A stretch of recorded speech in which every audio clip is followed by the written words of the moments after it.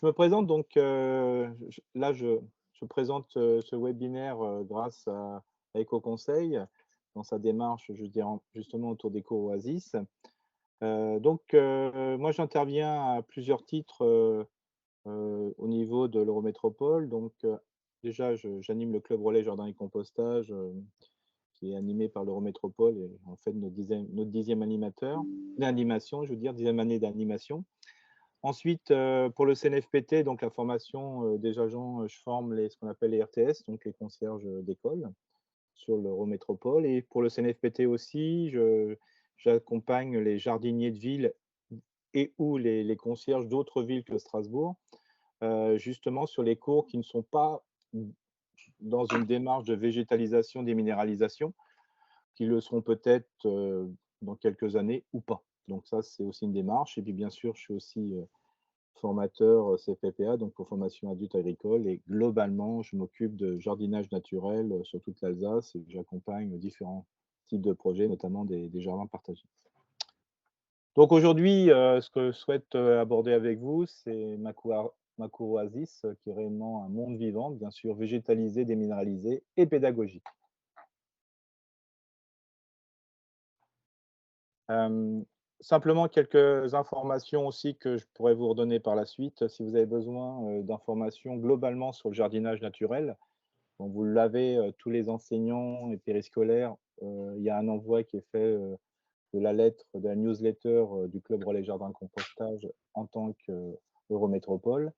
Et en plus, j'anime, un podcast qui s'appelle On s'aime fort. C'est 1 heure toutes les semaines, sur, qu'est-ce qu'il faut faire dans le jardin la semaine qui suit. Donc c'est plein d'informations, techniques, et notamment aussi de questionnements, qui sont posés par, différentes personnes au niveau, je dirais, français, parce que c'est un podcast national.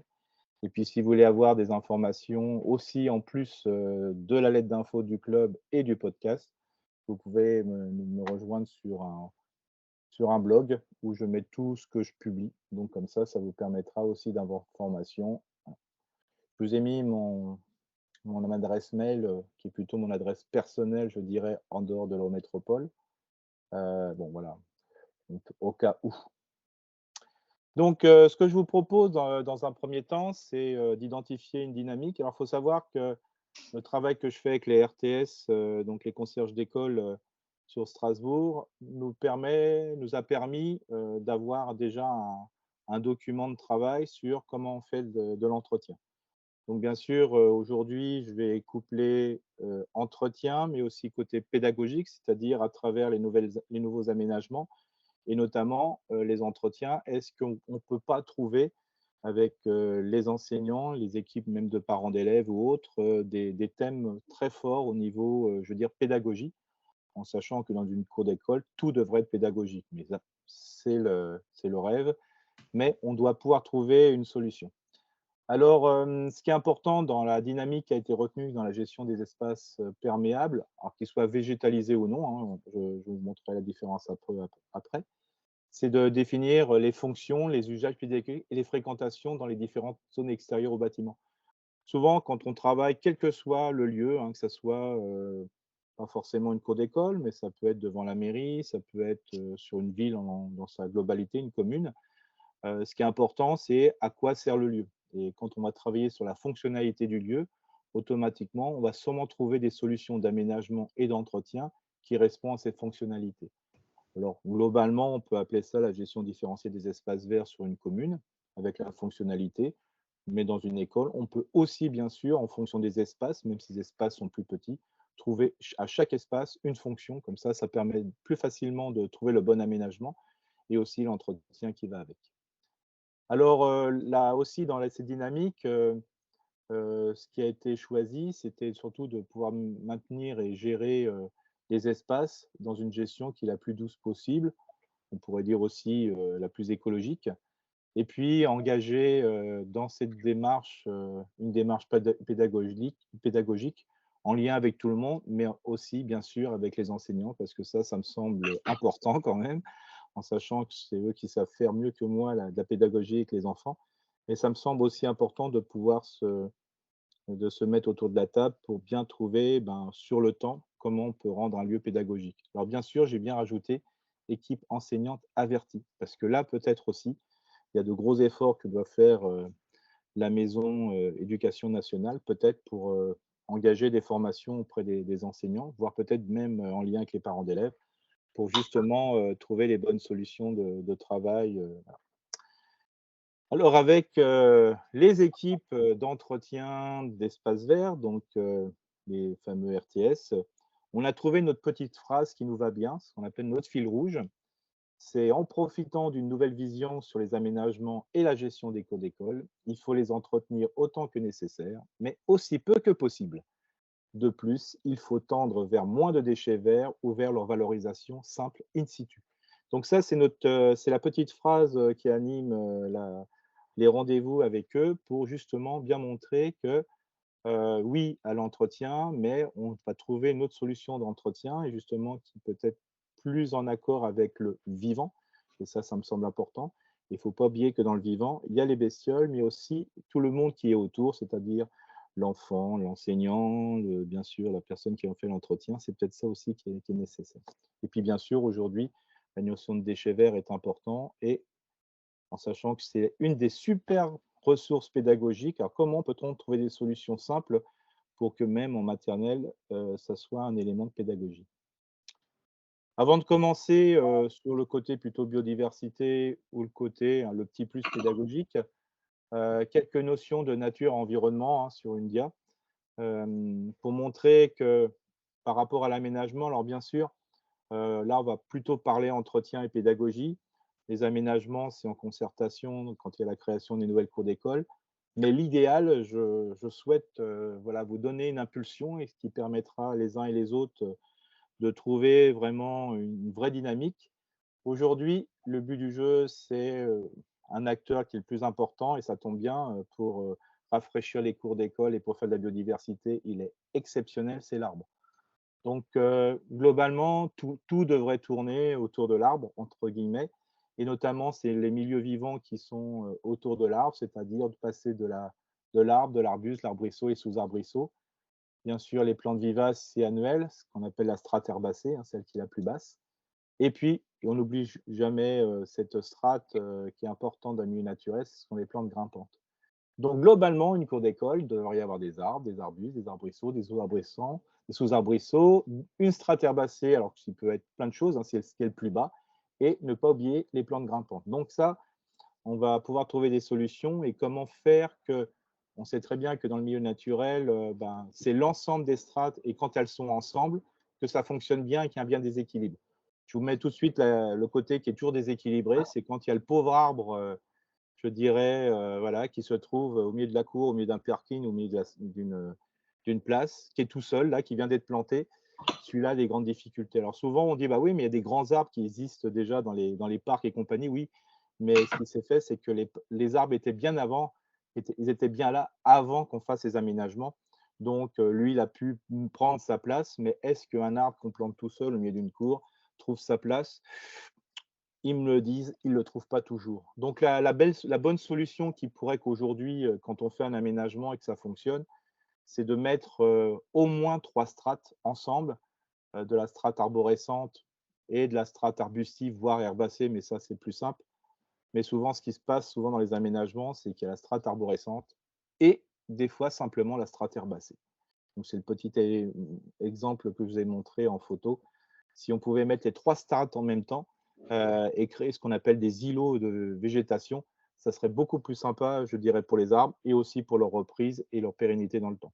Donc ça, c'est voilà, c'est un petit clin d'œil que je fais souvent aux aménageurs. N'oubliez pas de mettre en épaisseur sur une ligne qui fait des fois, sur une cuvette, je dirais une fosse à un arbre qui fait 1 mètre sur 1 mètre, voire même 1,50 m sur 1,50 m, c'est pas suffisant pour l'arbre. On pourrait même dire qu'on met l'arbre dans un pot. Donc il faut aller bien au-delà. Et grâce justement à la déminéralisation des cours d'école, le fait d'enlever cette couche perméable, ça va peut-être permettre aux arbres qui sont plantés, aux autres arbres, d'avoir je dirais, de la respiration grâce à ce sol perméable. Alors, on dit perméable, on parle souvent par rapport à l'eau, mais il ne faut pas oublier que le meilleur des sols, c'est celui qui est bien aéré. Un sol, je vous le rappelle, doit avoir plus de trous que de pleins. On pourrait dire presque que le sol idéal, 50% de trous, 47% de minéraux et 3% d'humus.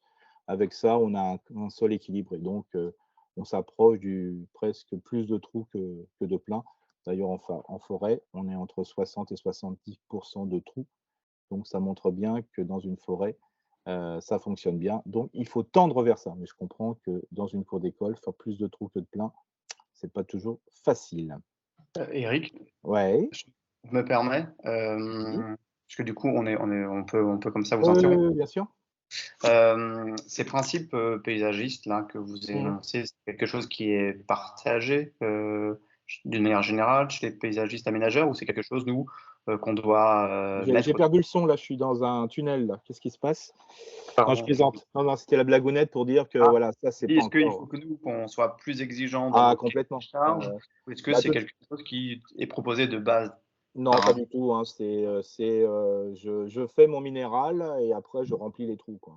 d'accord, C'est surtout dans c'est ce un peu sens-là différent et par c'est rapport malheureusement, là voilà, j'habite au Bernay et voilà, je viens de voir que c'est pareil. Alors surtout qu'avant, quand on a fait le trou pour prévoir les arbres, on a bien tassé, avec différents outils de tassement et puis après on a mis de la terre, qu'on a récupérée qui était à peu près correcte, puis après on va essayer de planter un arbre. Alors c'est sûr qu'au début il va pousser, mais c'est comme si on mettait un arbre en pot et donc ce qui est intéressant, c'est le fait de profiter de cette déminéralisation dans les aménagements pour pouvoir ouvrir les îlots. Alors de dire que, bah, voilà, un arbre a besoin plus d'1,50 m de côté, par rapport à son trou, quoi, hein, et le fait de déminéraliser va faire que, bah, le trou est peut-être d'1,50 m, OK, mais si on l'élargit en mettant une zone perméable avec, voilà, un sol qui est peut-être couvert de broyat et compagnie, ben, on augmente terriblement la puissance, je dirais racinaire. Parce qu'il ne faut pas oublier qu'un arbre,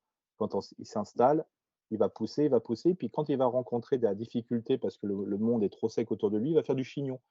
On appelle ça du chignonnage et l'objectif d'un horticulteur, quand on enlève d'un pot et tout jardinier ou jardinière, c'est de souvent d'enlever le chignon parce que les racines tourneront. Et quand une fois un arbre tourne, les racines tourneront, vous le voyez très facilement dans la cour, il commence à ne plus pousser parce qu'un arbre qui ne pousse plus ne pense qu'une seule chose dans sa vie, c'est de se reproduire. Il commence à se développer, donc à pouvoir mettre des fruits, et puis souvent il se penche, la pousse n'est pas importante, et puis après il ne pousse plus. Et même si on agrandit les fosses, ben, il ne démarrera plus. C'est pour ça que même des fois dans les aménagements, si un arbre est présent, qui a été planté il y a 2, 3 ans, mieux vaut le remplacer, changer la fosse parce qu'il aura du mal à redémarrer parce qu'il est reparti sur il est parti sur de mauvaises bases. Voilà. Bon, voilà. Donc, ça marche, merci. donc, Donc à nous d'être je viens. vigilants et de clin d'œil à Florence Saury là, qui nous aide à rédiger les cahiers des charges. Ouais. On le mette bien dans les cahiers des charges, ces Voilà, c'est pour principes. ça, des fois, mieux vaut faire des grands carrés que des grandes bandes d'un mètre 50 de large, quoi. Alors, je sais que OK. ça peut faciliter, mais voilà. Donc, quels sont les milieux de vie dans une cour d'école? Bah, il faut savoir que dès qu'on déminéralise, on a milieu de vie. Alors ça, c'est quand même assez exceptionnel. Alors même si on a un milieu de vie qui sont simplement un sol non végétalisé, c'est-à-dire sans plantes, l'objectif c'est que s'il est imperméable, là, il n'est pas vivant. S'il est perméable, il devient vivant. C'est quand même le joli truc de la nature, c'est que dès qu'on va mettre de l'air, on va le faire respirer, ben, automatiquement, il va entrer, je veux dire, en action. Alors bien sûr, dans une cour d'école, il peut y avoir de la terre nue consciente, hein, j'appelle ça. C'est-à-dire qu'il y a un endroit qui est vraiment prévu pour de la terre nue. Mais donc à ce moment-là, cette terre nue doit être obligatoirement couverte par un paillage pour qu'il soit au moins, je dirais, protégé des coups de chaud du soleil, parce que sinon il ne fonctionne plus. Mais souvent, un sol qui est nu, c'est suite au passage des enfants. Alors, est-ce qu'à ce moment-là, il ne faudrait peut-être pas penser paillage autrement? Et le paillage, dans le cas d'une cour d'école, bien sûr, c'est de mettre un paillis de bois, notamment ce qu'on retrouve dans une nouvelle cour. Alors justement, dans les paillis de bois, alors ce qui est super, de toute façon, c'est dès qu'on va faire un paillage avec du broyat, on va faire un sol vivant. Un sol vivant qui est épais. Alors, qui dit vivant, dit un sol qui vit. Et ceux qui sont tous, que vous avez, si certains ou d'autres ont un jardin, remarquent que si on met du broyat, même s'il est fin, même n'importe quoi, bah, au bout d'un moment, il y aura des champignons parce qu'on met du ligneux. Et bah, il y a une chose, c'est que comme c'est un milieu de vivant, ben, va apparaître sûrement des champignons dans le broyat. Alors bien sûr, des champignons dans l'école, alors ça, c'est un monde complètement fou. de dire, bah, s'il y a des champignons qui apparaissent, alors là, ça va être la tollée, terrible. Alors, bien sûr, c'est pas forcément des morilles, donc voilà. Donc ça, c'est pas forcément cela, c'est des champignons à chapeau, mais qui sont pas forcément nocifs, mais bon, voilà, ça on est toujours sur le doute. Alors ça, c'est super parce que le rythme scolaire qui est souvent décrié par rapport à la dynamique, je dirais végétale, bah, là, elle est pas mal en fin de compte parce que, un broyat émet, je dirais des champignons, surtout à l'automne. Alors ça tombe bien, comme le broyat va descendre, bah, le fait de renforcer le broyat en broyat nouveau, tout neuf, tout beau, tout luisant, en juillet-août, pendant que les enfants sont absents, va faire qu'on n'aura pas de pousses de champignons à l'automne. Donc ça, c'est quand même, une bonne réaction. C'est pas parce que de toute façon, le broyat, il va se décomposer, au fur et à mesure, grâce aux champignons, parce que c'est de la lignine et c'est pour ça que ça sent rien, ça sent la forêt. Alors quand je dis que ça se peut sentir beaucoup, c'est quand il y a de la tonte de gazon qui est plutôt l'ordre des bactéries, c'est pour ça que ça sent l'urine de vache. Mais alors là, le broyat, ça ne sent rien, ça ne sent que la forêt. Tout simplement parce que c'est les champignons qui vont décomposer la lignine. Pour la cellulose, c'est plutôt les bactéries. Là, comme c'est la lignine, ça sent le champignon, mais si ça sent le champignon, il y a des champignons qui vont être heureux. Alors souvent, c'est un seul champignon qui va se développer et qui va être tellement heureux qu'il va faire plein de chapeaux partout. Mais voilà, les chapeaux, c'est suspect. Donc, le fait de renforcer du broyat pendant la période, je dirais juillet-août, c'est pas mal. Alors bien sûr, qui dit broyat, dit petit jeu avec les enfants, hein, donc déjà, c'est important de leur expliquer que c'est un milieu vivant et à travers les odeurs qu'on peut découvrir, hein, là, il y a vraiment l'odorat qui peut jouer. C'est vraiment facile, de trouver le lien avec la forêt. Un tas de feuilles qui se décomposent, c'est la même odeur qu'un broyat qui se décompose. Donc ça, c'est super intéressant pour justement bien montrer, ben, ce lien entre forêt arbre sûr à proximité, d'un paillage. Donc là, on peut très bien jouer avec les enseignants justement et expliquer aux enfants ce rythme de la forêt, hein. Le broyat, bah, ça peut être des branches qui sont tombées sur le sol, mais là, pour faciliter, je vais leur dire leur décomposition, les humains l'ont coupé en petits morceaux, donc le broyat. Et c'est pour ça qu'au niveau entretien, bah, s'il tombe des feuilles sur le broyat, bah, laissez les feuilles sur le broyat. Ça va être un élément, voilà, ça va faire partie de cette décomposition qui va avoir lieu et des feuilles sur un broyat, il n'y aura pas de mauvaise odeur plus que ça, donc il y a vraiment pas de souci. On peut peut-être avoir un excès de feuilles si les arbres présents étaient déjà grands, mais une partie des feuilles dans le broyat, ça ne pose aucun souci. Au contraire, ça va permettre justement de créer, de développer je veux dire, une richesse du milieu vivant. Voilà. Mais il ne faut pas être surpris de voir quand même quelques champignons ici et là, même si on peut trouver une technique en les limitant. Alors qui dit bien sûr broyat dit bah, du broyat partout dans la cour, il faut être logique, hein, parce que c'est tellement amusant de pouvoir se balancer, de jouer avec, hein. C'est comme si on jouait dans les feuilles, comme pareil, hein, c'est un acte normal, plaisant et compagnie. Ça paraît propre, ça paraît facile, hein. C'est pas des cailloux, c'est pas lourd. Voilà. Donc, là aussi, il faut qu'il y ait un lien très fort. Pourquoi ne pas proposer aux enfants, ben, de participer au balayage, je dirais, des zones qui ont été défaites, tout simplement parce qu'il y en a qui sont un petit peu, ils exagèrent un petit peu quand, ils enlèvent du broyat. Ça se fait dans des petites cours avec, un seau, une balayette, voilà et donc ça permet facilement le RTS qui devient des fois fou quand il y en a partout. Mais le fait de comprendre qu'on peut, bah, que ça se balaye et compagnie et ça évite d'entendre le RTS qui passe le souffleur, hein. Ça aussi, ça énerve des fois un petit peu les enseignants d'après ce qu'on me l'a dit. Donc là aussi, c'est une communication qui doit être faite dès le début quand, les nouveaux enfants ou même ceux qui étaient présents de leur rappeler que le broyat doit rester à cet endroit-là et il y a toujours une zone, je dirais, plus imperméable, je dirais, entre la salle et le lieu de jeu parce que ça permet justement de nettoyer et puis d'avoir une zone je dirais, de tampon. Mais le broyat peut arriver et là aussi, les enfants peuvent tout à fait comprendre qu'on peut balayer. Voilà. Mais par contre, c'est un super, milieu de vie et de travail et de faire une comparaison. Je sais qu'une animatrice à la nature, pas dans ce secteur-là, mais dans le sud de l'Alsace, fait bien ce lien justement entre le paillage qu'on fait dans les jardins et la forêt qui émet, qui donne des feuilles et qui se décompose. Voilà. Des milieux de vie aussi, alors bien sûr, qui dit nu, dit aussi enherbé, hein, donc les sols enherbés. Alors souvent, ce qu'il y a dans les pelouses, des écoles, c'est ce qu'on appelle une pelouse rustique. Alors là, je vais plutôt parler de tout l'ensemble des pelouses qui est possible, enherbement possible. Comme ça donne une dimension pédagogique qui est très intéressante et vous le verrez, par la suite. Donc là, on va plutôt parler de pelouse rustique. Des fois, on me parle de pelouse prestige. La pelouse prestige, c'est devant la mairie, hein, devant l'église. Donc c'est plutôt une tonte qui est faite tous les 6-8 jours en tonte mulching.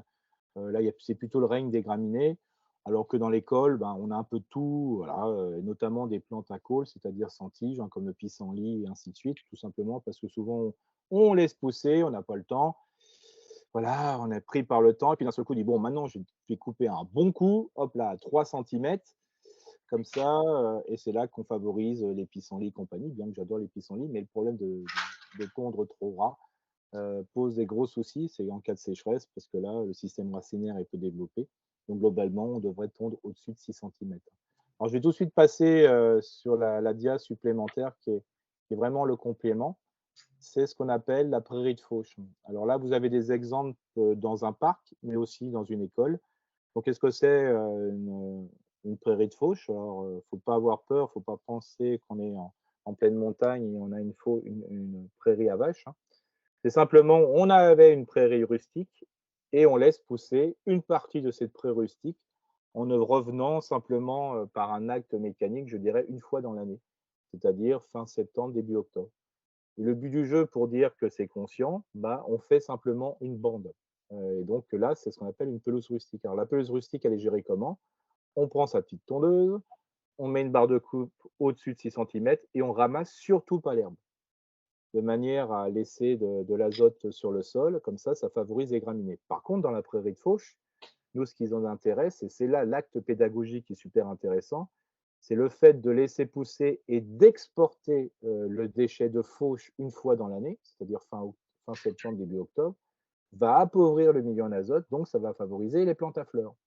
Donc au bout d'un certain temps, bah, vous allez avoir des fleurs qui vont venir, et qui dit fleurs dit biodiversité. Donc ça peut être intéressant justement dans l'acte pédagogique pour identifier bah, quelles sont les plantes spontanées, des plantes en plus que les enfants vont retrouver à proximité de leur habitation. Et c'est super intéressant. Et d'année en année, la prairie va évoluer et les insectes aussi. Donc ça va devenir de plus en plus fleuri, de plus en plus d'insectes, voire des oiseaux supplémentaires, parce que dès qu'il y a prairie, il y a oiseaux.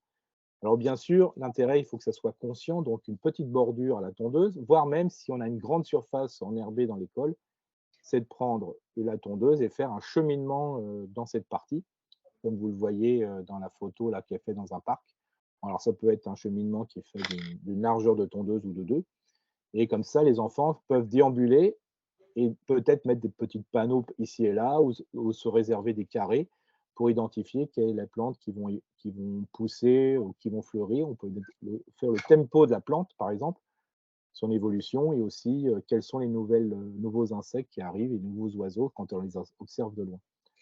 Alors ça, c'est super intéressant parce que automatiquement ça marche. Donc il y a forcément des fleurs qui vont arriver au bout d'un certain temps. Surtout ne pas faire de prairie fleurie, parce que la prairie fleurie, qu'est-ce que c'est? Ben, on va être forcé de dénuder le sol. Du coup, il va y avoir d'autres choses qui vont arriver, et souvent des plantes colonisatrices, amarantes et compagnie. Alors que des fois, c'est plus intéressant de partir de ce qu'on a, et ça évite, je dirais, de dépenser de l'argent en mettant de la prairie fleurie. Mais par contre, il y a possibilité avec cette prairie fleurie de faire ce qu'on appelle des plantations en timbre-poste, c'est-à-dire pour, par exemple, une classe, ou des fois, pour 2 ou 3 enfants, faire un carré qui fait la largeur d'une bêche. On décape le sol sur la largeur d'une bêche, donc un carré qui fait la largeur d'une bêche. On décape le sol sur 5 centimètres et on met un peu de prairie fleurie pour créer justement une pluie de semences après quand on va laisser fleurir. Donc ça permet de renforcer la prairie en différentes fleurs. Et là, il faut savoir qu'il faut à peu près 4 grammes par mètre carré. Donc, ça veut dire que globalement, il faut moins d'1 gramme de graines par petit carré qu'on va faire. Donc, c'est ce qu'on appelle le semis en timbre-poste. Donc, ça, pédagogiquement, c'est super parce que ça peut être dédié à un ou deux ou trois enfants dans une classe comme ça. Ça permet de repérer ici et là. Et puis, il y a toute une technique pour le semis qui est tout simple. Mais on utilise très peu de graines avec un résultat qui est, je dirais, assez intéressant.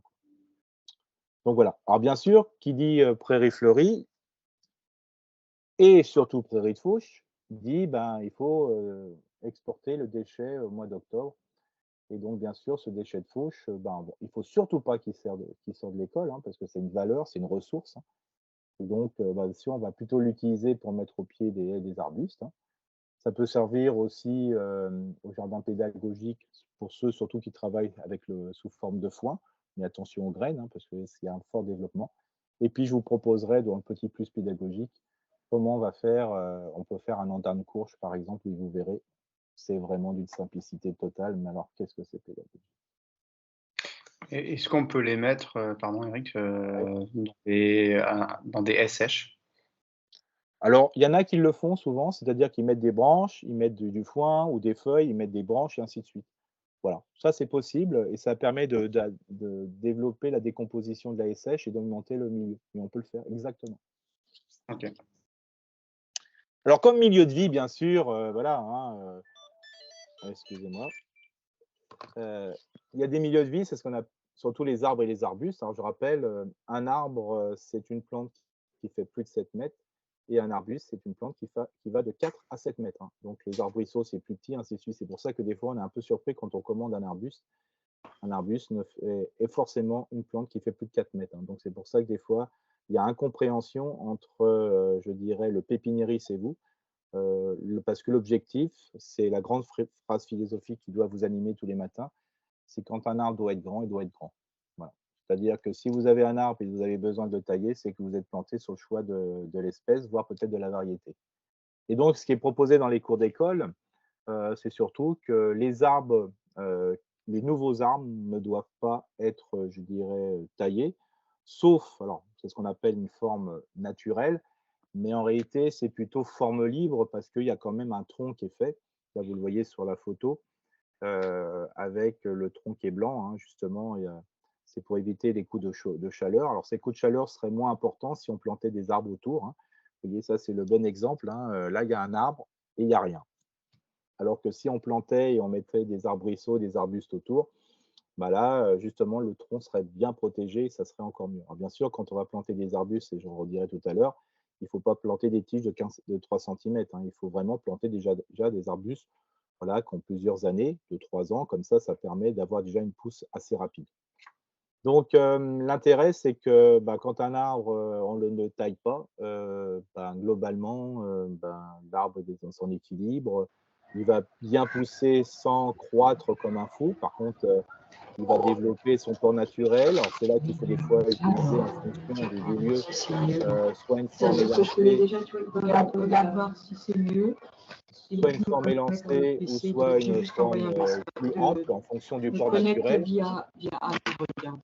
Et ça permet de choisir, comme ça, en fonction du lieu, Électronique. bah, s'il faut prendre plutôt un arbre qui pousse en hauteur ou un arbre qui va plutôt avoir un port étalé.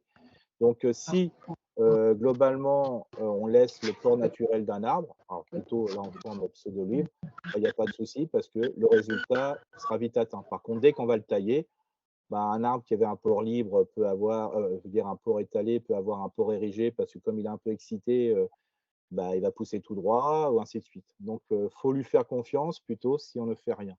Alors ce qui est bien, c'est que quand on fait rien, bah, à part les feuilles, ben, voilà, il y a pas grand-chose. Alors bien sûr, quand on dit qu'on fait rien, c'est que s'il y a dangerosité parce que, je sais pas, il y a une branche malade ou parce qu'il y a eu un coup de vent et ainsi de suite, bon là, c'est normal que les services interviennent pour couper la branche qui peut porter préjudice, d'où l'intérêt pour le RTS qui ne doit pas le faire, mais d'être en veille pour dire: «Bah, tiens attention, on a eu un grand coup de vent hier et je vois qu'il y a une branche qui est fragilisée» ou sur des anciens arbres, attention, il y a des coulures qui sont un peu particuliers. Alors bien sûr, si on est dans un arbre qui est déjà présent, un arbre qui est grand, qui a été taillé, bon, il y a assez de technicité, par exemple à l'Eurométropole, qu'à partir d'arbres qui ont été taillés, de retrouver une forme pseudo-libre, ce qu'on appelle.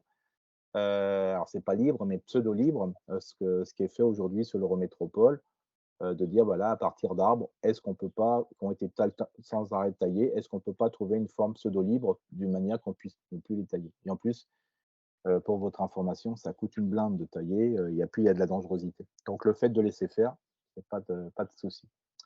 Alors bien sûr, qui dit arbre dit feuille morte, hein. Bah, là aussi, hein, sur le fait de laisser les feuilles mortes au sol, ça ne pose pas de problème. Et bien sûr, l'excès de feuilles devra être utilisé et on le verra autrement. Notamment, il y a eu une grosse politique de plantation d'érables et d'érables et d'autres arbres à feuilles coriaces, hein, comme les platanes par exemple. Et là, c'est un petit peu de souci. Donc là, je vous proposerai des solutions aussi pour utiliser ces feuilles. Alors là, bien sûr, quand on parle arbre ou arbuste, bah, c'est super intéressant pour la biodiversité. Donc là, pour les observations, c'est le seul endroit où les oiseaux vont pouvoir se poser. Donc pédagogiquement, c'est un lieu d'observation super intéressant. Donc l'objectif, c'est à partir ben, d'un lieu, ben, on pourra observer de loin. Donc le fait de mettre des jumelles, voilà, à disposition, hein. Bien sûr, quand les arbres sont présents et sont grands, là, il y a pas de souci. Il y a forcément des oiseaux. C'est aussi c'est des lieux où on peut mettre des refuges parce que là, on veut surtout pas qu'il y ait des cavernes dans les arbres, hein. Parce que les arbres creux, c'est super intéressant, mais dans une cour d'école, c'est fragilisant. Donc, mieux vaut mettre des nichoirs à ce moment-là pour les oiseaux cavernicaux ou les chauves-souris. D'ailleurs, c'est pas forcément dans les arbres qu'il faut le mettre, on peut aussi le mettre sur le bâtiment. Donc, franchement, c'est un lieu de, voilà, d'observation qui est complètement génial. Alors, si en plus, si on a un arbre isolé, on le laisse grimper du lierre autour, ça c'est super. Alors, bien sûr, avec la contrainte technique que tous les ans, il va falloir couper, arrêter le lierre aux premières charpentières, hein, pour éviter qu'il grimpe trop dans l'arbre. Donc ça, c'est la strate verticale. Mais franchement, c'est une zone d'observation qui est sûrement très intéressante et ça permet à tout moment de l'année de pouvoir observer les oiseaux. Et bien sûr, vous avez des partenariats possibles avec la LPO Alsace, par exemple, qui est fait que, bah voilà, hein, bah, il y a des possibilités de travailler même avec le réseau Ariena à travers des projets protégés environnement Jadère autour de la biodiversité. Et l'arbre doit être un élément essentiel de l'observation. Alors, il y a encore des milieux de vie qui sont super intéressants, hein, bien sûr, c'est les plus petits. Alors, les arbrisseaux, c'est de 50 mètres, de 0,50 par exemple, pardon, de 50 centimètres à 4 mètres. Alors, vous voyez, un arbrisseau, c'est jusqu'à 4 mètres, hein. Donc, c'est pour ça que des fois, on est un peu surpris. Alors, pour moi, là, c'est pareil, hein. Pour moi, quand on a un arbuste qui est planté, aujourd'hui, dans une nouvelle cour, on ne devrait plus le tailler, quoi, hein, globalement, parce qu'on a choisi par rapport à sa hauteur, par rapport au type. Alors, je sais que dans les cours d'école, c'est un peu fatigant parce qu'on n'a pas le droit de mettre ce qu'on veut à cause de certaines dangerosités par les baies. Voilà, donc là, il y a une liste qui va être établie parce que, bon, des fois, je trouve ça un peu voilà, puissant au niveau de la nervosité de mon côté. Parce que, bon, voilà, quand on n'a plus le droit de mettre un sureau, parce que si, parce que ça, bah, ça, je comprends pas. Bon, bref, ça, comme dit, une cour d'école peut être euh, aller bien au-delà de l'école, donc on peut observer ailleurs. Mais si c'est comme ça, il y a une liste qui est attribuée suivant la liste. Donc, d'ailleurs, d'où l'intérêt des fois de parler en latin, parce que par exemple sur le sureau, bah, entre le yèble et le Sumbucus nigra, ben, le Sumbucus nigra, ben, il n'y a pas de dangerosité, alors que le yèble, oui. Donc, à mon avis, des fois, avec le service, je dirais, anti-poison, il peut y avoir des petits soucis entre savoir est-ce que c'est quel sureau les gens ont consommé, parce que dès qu'il y a eu un soupçon, bah, le service voilà, anti-poison dit bah, voilà, on a des risques d'empoisonnement, enfin, voilà, d'allergie ou voilà, avec tel arbre, et des fois peut-être que le sureau pourrait peut-être identifier quel type de sureau. Un sureau, pour moi, c'est tellement pédagogique, mais bon, je ferme ma petite fenêtre. Donc, qu'est-ce qu'on peut faire pour l'entretien des arbres? Alors ça, c'est génial par contre, parce qu'une haie d'arbustes, alors là, c'est aussi très intéressant comme zone, je dirais, de nourrissage pour les oiseaux. Donc là aussi, c'est une zone vraiment d'observation, c'est un milieu de vie qui est super intéressant. Et pour l'entretien, ben, c'est simple, pour l'entretien, ben, le fait, c'est je ne fais rien, je ne fais rien, je ne fais rien. Et peut-être qu'à bout d'un moment, parce que l'arbre a pris trop de volume, on fait ce qu'on appelle un recépage total ou partiel. Là, le petit schéma, c'est un recépage total, c'est-à-dire qu'on coupe à ras et ça redémarre du pied, ça on le fait pendant l'hiver. L'idéal, c'est de le faire pendant les vacances de Noël, donc ça, c'est encore top.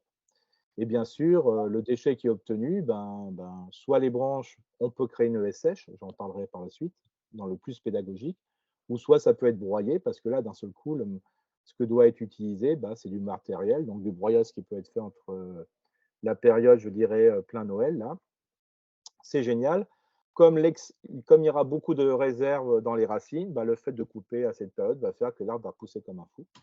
Et donc, ça va permettre très rapidement de retrouver sa forme naturelle. Il n'y aura pas de souci avec les oiseaux parce que là, on a le droit de tailler parce que là, il n'y a pas d'oiseaux qui nichent, donc il y a pas de souci. Le déchet, bah, il est génial parce que c'est un déchet de soit du broyat qui peut renforcer notamment les aires de perméables dans la cour ou soit les aires, je dirais, où on a utilisé, on a mis voilà, des zones de biodiversité pour améliorer la qualité du sol, pour augmenter la fertilité et non pas la fertilisation. Donc ça, c'est vraiment, vraiment très intéressant.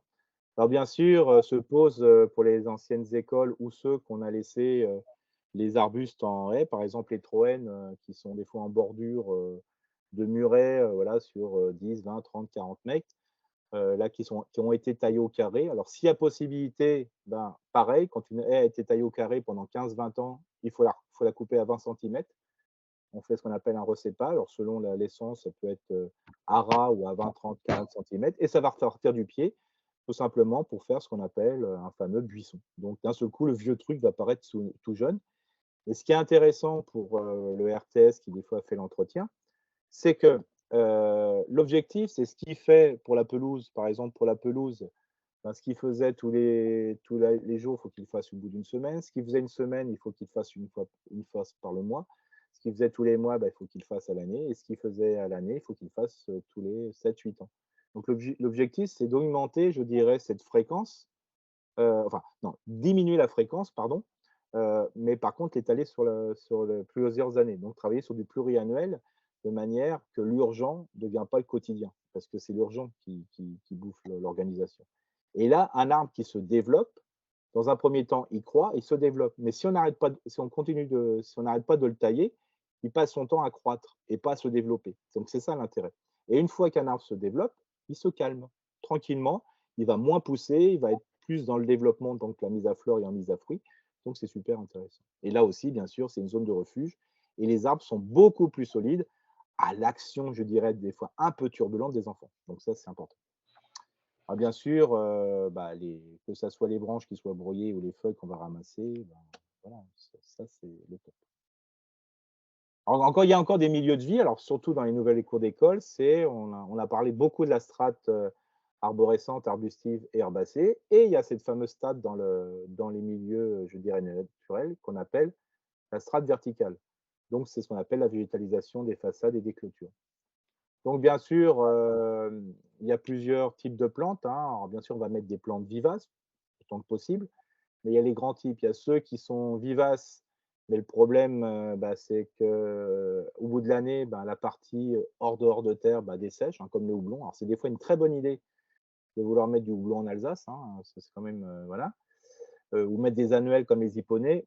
Par contre, bah, il faut savoir que bah, s'il y a un fil qui est tendu de 10 mètres, ben, le houblon va dessécher sur les 10 mètres, quoi. Donc, il va falloir trouver une solution pour l'enlever. Alors, comme je sais qu'on n'a pas le droit de monter sur un escabeau, c'est un petit peu compliqué. Donc, attention à ça, il faut que ce soit conscient et on ait prévu à l'avance avec les uns et les autres un système pour justement enlever ces plantes bah, qui sont vivaces, mais dont la partie dessèche bah, à la fin de l'année.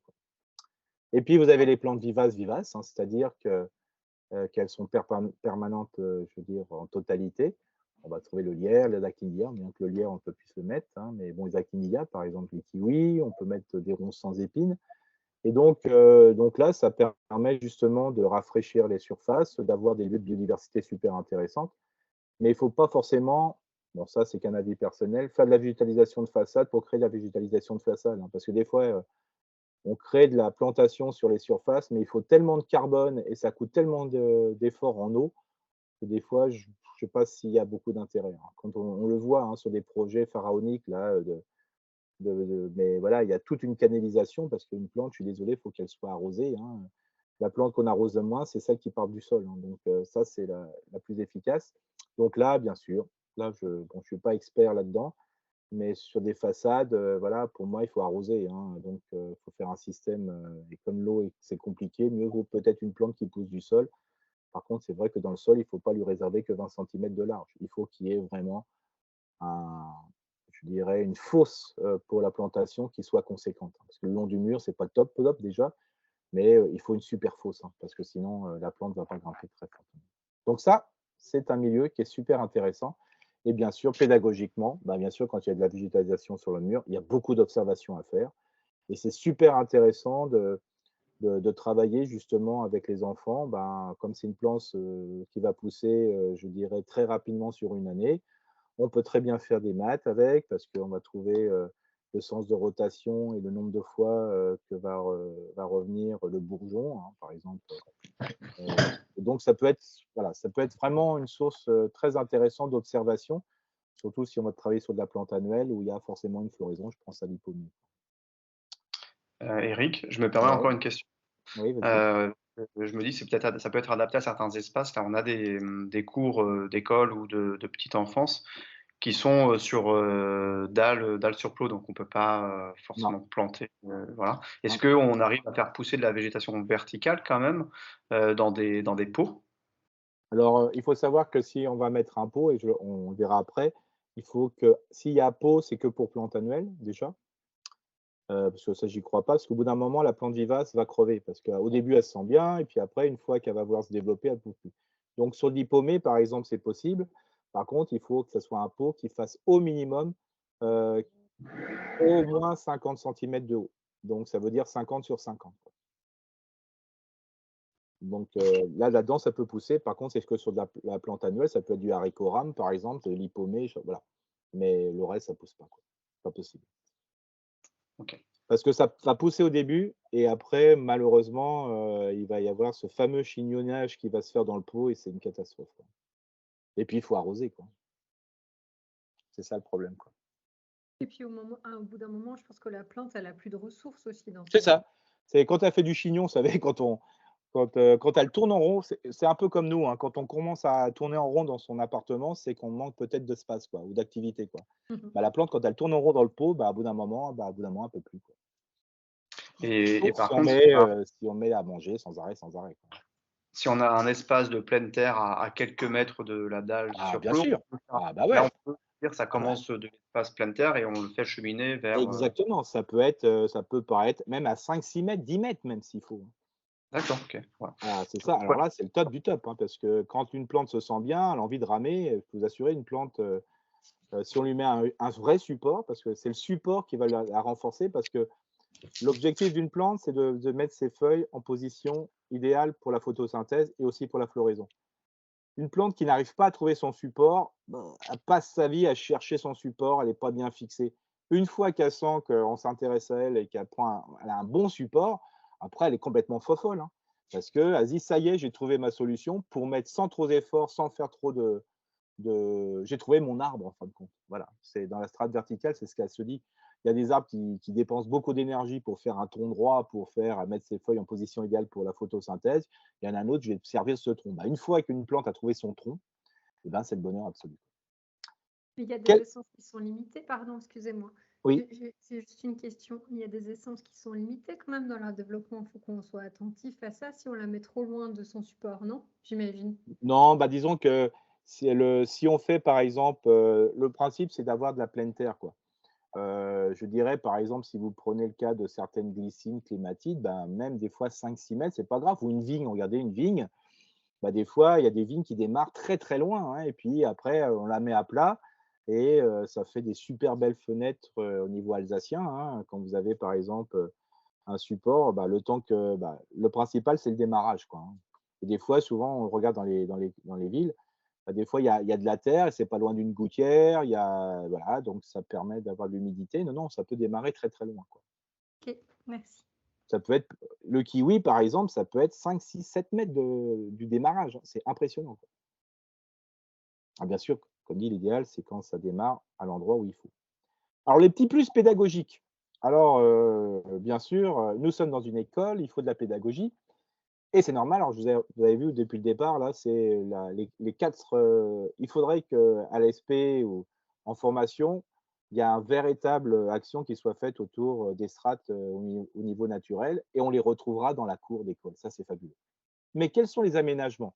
Alors bien sûr, il y a des aménagements que vous connaissez, hein, notamment, les bacs. Alors, les bacs, ce qui est important, c'est que les bacs en plein milieu de la cour, c'est toujours compliqué. D'où l'intérêt, parce que ça, voilà, ça cuit très rapidement. On l'a vu là en mai-juin, c'était terrible. Bon, en 2021, c'était pas le cas, hein, ça servait plutôt de piscine, mais en 2021, c'était piscine, mais 2022, c'était plutôt, four micro-ondes. Donc le principe, c'est, de pouvoir au moins avoir une hauteur de bac qui soit supérieure à 50 centimètres, et autant en largeur et en longueur. Donc pour faire simple, 50-50-50, ça permet d'avoir déjà quelque chose. Mais bien sûr, plus on va faire un volume de terre qui est important, sur une hauteur de 50 centimètres, plus, vous avez des chances, qui sont super intéressantes pour la plante. Alors le sol, quand on travaille en hors sol, voilà, ça c'est important. Alors l'idéal, c'est qu'il y ait pouvoir avoir un lien entre le dessus et le dessous. Donc c'est ce qu'on appelle du hors sol, mais sol. Mais il y a du hors sol, c'est-à-dire c'est sur, des fois sur une dalle de béton, sur le macadam et compagnie. Et là, c'est un petit peu compliqué, d'où là l'importance d'avoir ces fameuses 40 à 50 centimètres de terrain. S'il y a plus, tant mieux, quoi. Alors après, il y a le choix pédagogique, hein, par rapport aux enfants, parce que si, il y a un bac, mais les gamins, ils n'arrivent pas à être dedans, c'est pas intéressant. Mais c'est sûr que l'intérêt, c'est de travailler sur le sol, hein, ça c'est vraiment sûr. Alors bien sûr, s'il y a un doute sur la qualité du sol, mieux vaut travailler sur du hors-sol, ça c'est clair. Et des fois, c'est plus facile à jouer pédagogiquement avec, le, mmh, le jardin en hauteur. En sachant que, comme je vous montre les schémas, on peut aussi faire du volume en faisant des tipis, en faisant, voilà, un treillage et compagnie. Alors pour l'école, je trouve qu'il y a un outil qui est vraiment très, très intéressant, c'est ce qu'on appelle la Keyhole. Pour moi, c'est le top. Alors je vais tout de suite vous parler du compostage, mais j'en reparlerai un peu plus longuement après. Pour moi, si vous êtes une école, dont le compostage se résume aux déchets, dégoûtés ou quelques, je dirais, projets pédagogiques autour de la cuisine, un compostier de 500 à 600 litres, c'est vraiment des fois de trop. Alors des fois, l'idéal, c'est plutôt de travailler sur ce qu'on appelle, un outil intégré. Alors le Keyhole, par exemple, c'est le fait de jouer à la fois sur le compostage et à la fois sur le jardin. Donc le Keyhole, c'est quoi? C'est en forme de clé, le principe. C'est des bacs qui font plus de 50 centimètres, avec une largeur qui sont plutôt, voilà, 60, 60, 80, 90, hein. En tout cas, moins d'1,20 m pour que les enfants puissent parler de part et d'autre. Le fait que ça soit en clé, en trou de serrure, ça permet d'y aller aussi au milieu. Et dans ce trou de serrure, au milieu, on met le compostier. Et donc, le but du jeu, c'est d'avoir des petits bacs à compost, faits souvent en ferraille, avec des trous, et on dépose simplement les déchets. Et même s'il n'y a pas assez de déchets, bah, c'est pas grave, on laisse les déchets parce que l'objectif, c'est de travailler sur la fertilité. Et donc, c'est tout de suite restitué aux plantes. Et donc, les plantes vont chercher globalement la nourriture à travers le lixiviate, à travers les puits qui vont tomber dans le compostier qui est ouvert. Et donc, ça permet de nourrir rapidement. Alors, si en plus, Keyhole, vous travaillez avec des Ola ou des Oya, hein, selon le terme on lui donne, c'est-à-dire des briques qu'on va mettre dans le sol, bah, à la fois, vous allez travailler sur l'eau, vous allez travailler sur la fertilité du sol, parce que là, on ne parle pas de fertilisation, mais de fertilité du sol. Un milieu vivant, pédagogiquement, c'est top. Et là, que vous soyez dans une cour, je dirais, qui est perméable ou imperméable, on peut utiliser ces keyholes. Donc, c'est vraiment un outil de base, et surtout pour ceux qui font du compostage.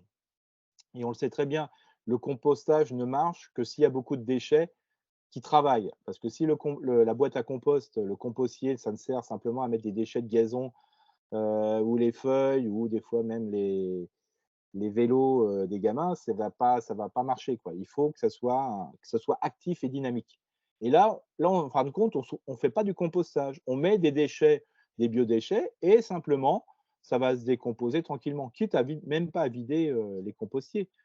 C'est-à-dire que peut-être au bout de 10 ans, bah, ça sera peut-être haut, bah, alors il suffit de les vider simplement, hein, voilà, on en sort. Mais globalement, la plante va tout de suite utiliser le déchet organique.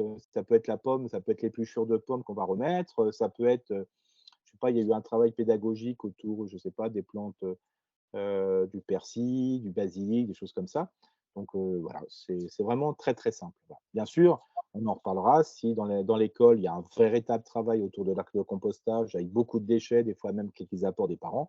Je je vous invite à continuer. Mais là, c'est vraiment très, très simple et ça permet, une classe pourrait avoir sa keyhole, hein. Écoutez, je ne sais pas parce que je veux vendre des keyholes, hein, parce que j'en vends pas. Mais voilà, tout fait, clé en main avec normes et compagnie, c'est dans les 400 € avec je dirais l'Aouya pour mettre l'eau pour arroser le jardin. Alors franchement, alors ça dure à peu près une dizaine d'années, donc je dirais, bon voilà, c'est un investissement. Alors bien sûr, ça peut se fabriquer soi-même, hein, avec des pierres, avec voilà, du bois, ça, il y a pas de souci. Mais là, pour des fois, quand ça va être normé, franchement, c'est absolument rien du tout, quoi. Alors comme dit, si on travaille sur du plein sol, ça, c'est encore mieux. Alors, souvent les jardins, le gros problème du jardin, c'est, notamment le jardin potager, c'est le temps scolaire. C'est-à-dire, en réalité, il faut tout se récolte avant le 1er juillet, voilà.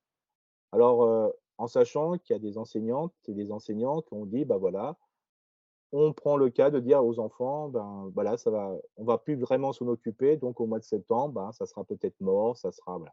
Alors pédagogiquement, bon, j'ai un peu de mal. Moi, laisser mourir les choses, j'ai un peu de mal. Sauf si c'est dans la réalité du fait. Mais aujourd'hui, grâce au changement climatique, hein, là, ouh, youpi, non, je plaisante, on commence un peu plus tôt. Donc, ça va permettre de trouver des solutions. Alors, bien sûr, tout ce qui est tomates, ça, c'est compliqué. Par contre, on peut trouver beaucoup de légumes primeurs qui va permettre d'avoir juste avant le 1er juillet.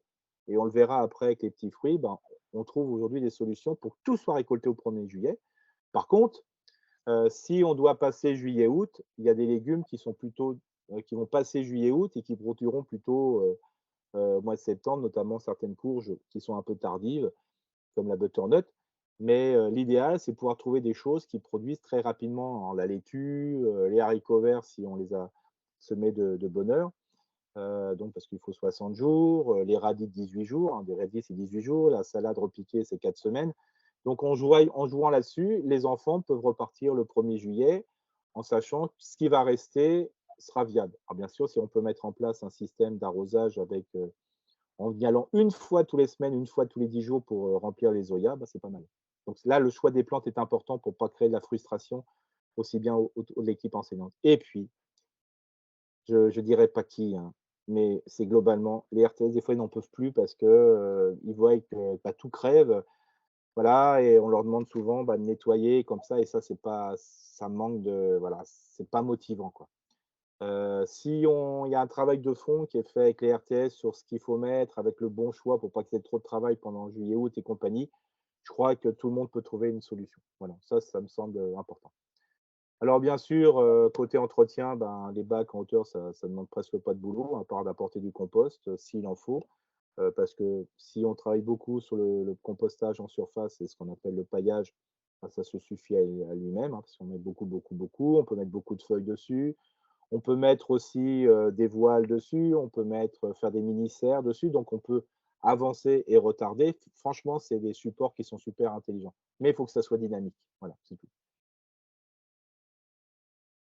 Alors ça, vous en avez un autre aussi, c'est un super espace pédagogique, c'est les petits fruits. De toute façon, ça devrait être obligatoire dans les écoles. Les petits fruits, c'est top, parce que les petits fruits qu'on va mettre de la fraise, tout ce qu'aujourd'hui, entre la framboise qui est non remontante, il faut la non remontante et pas la remontante, la groseille, le cassis, la casseille, bah, tout ça se récolte avant le 1er juillet maintenant.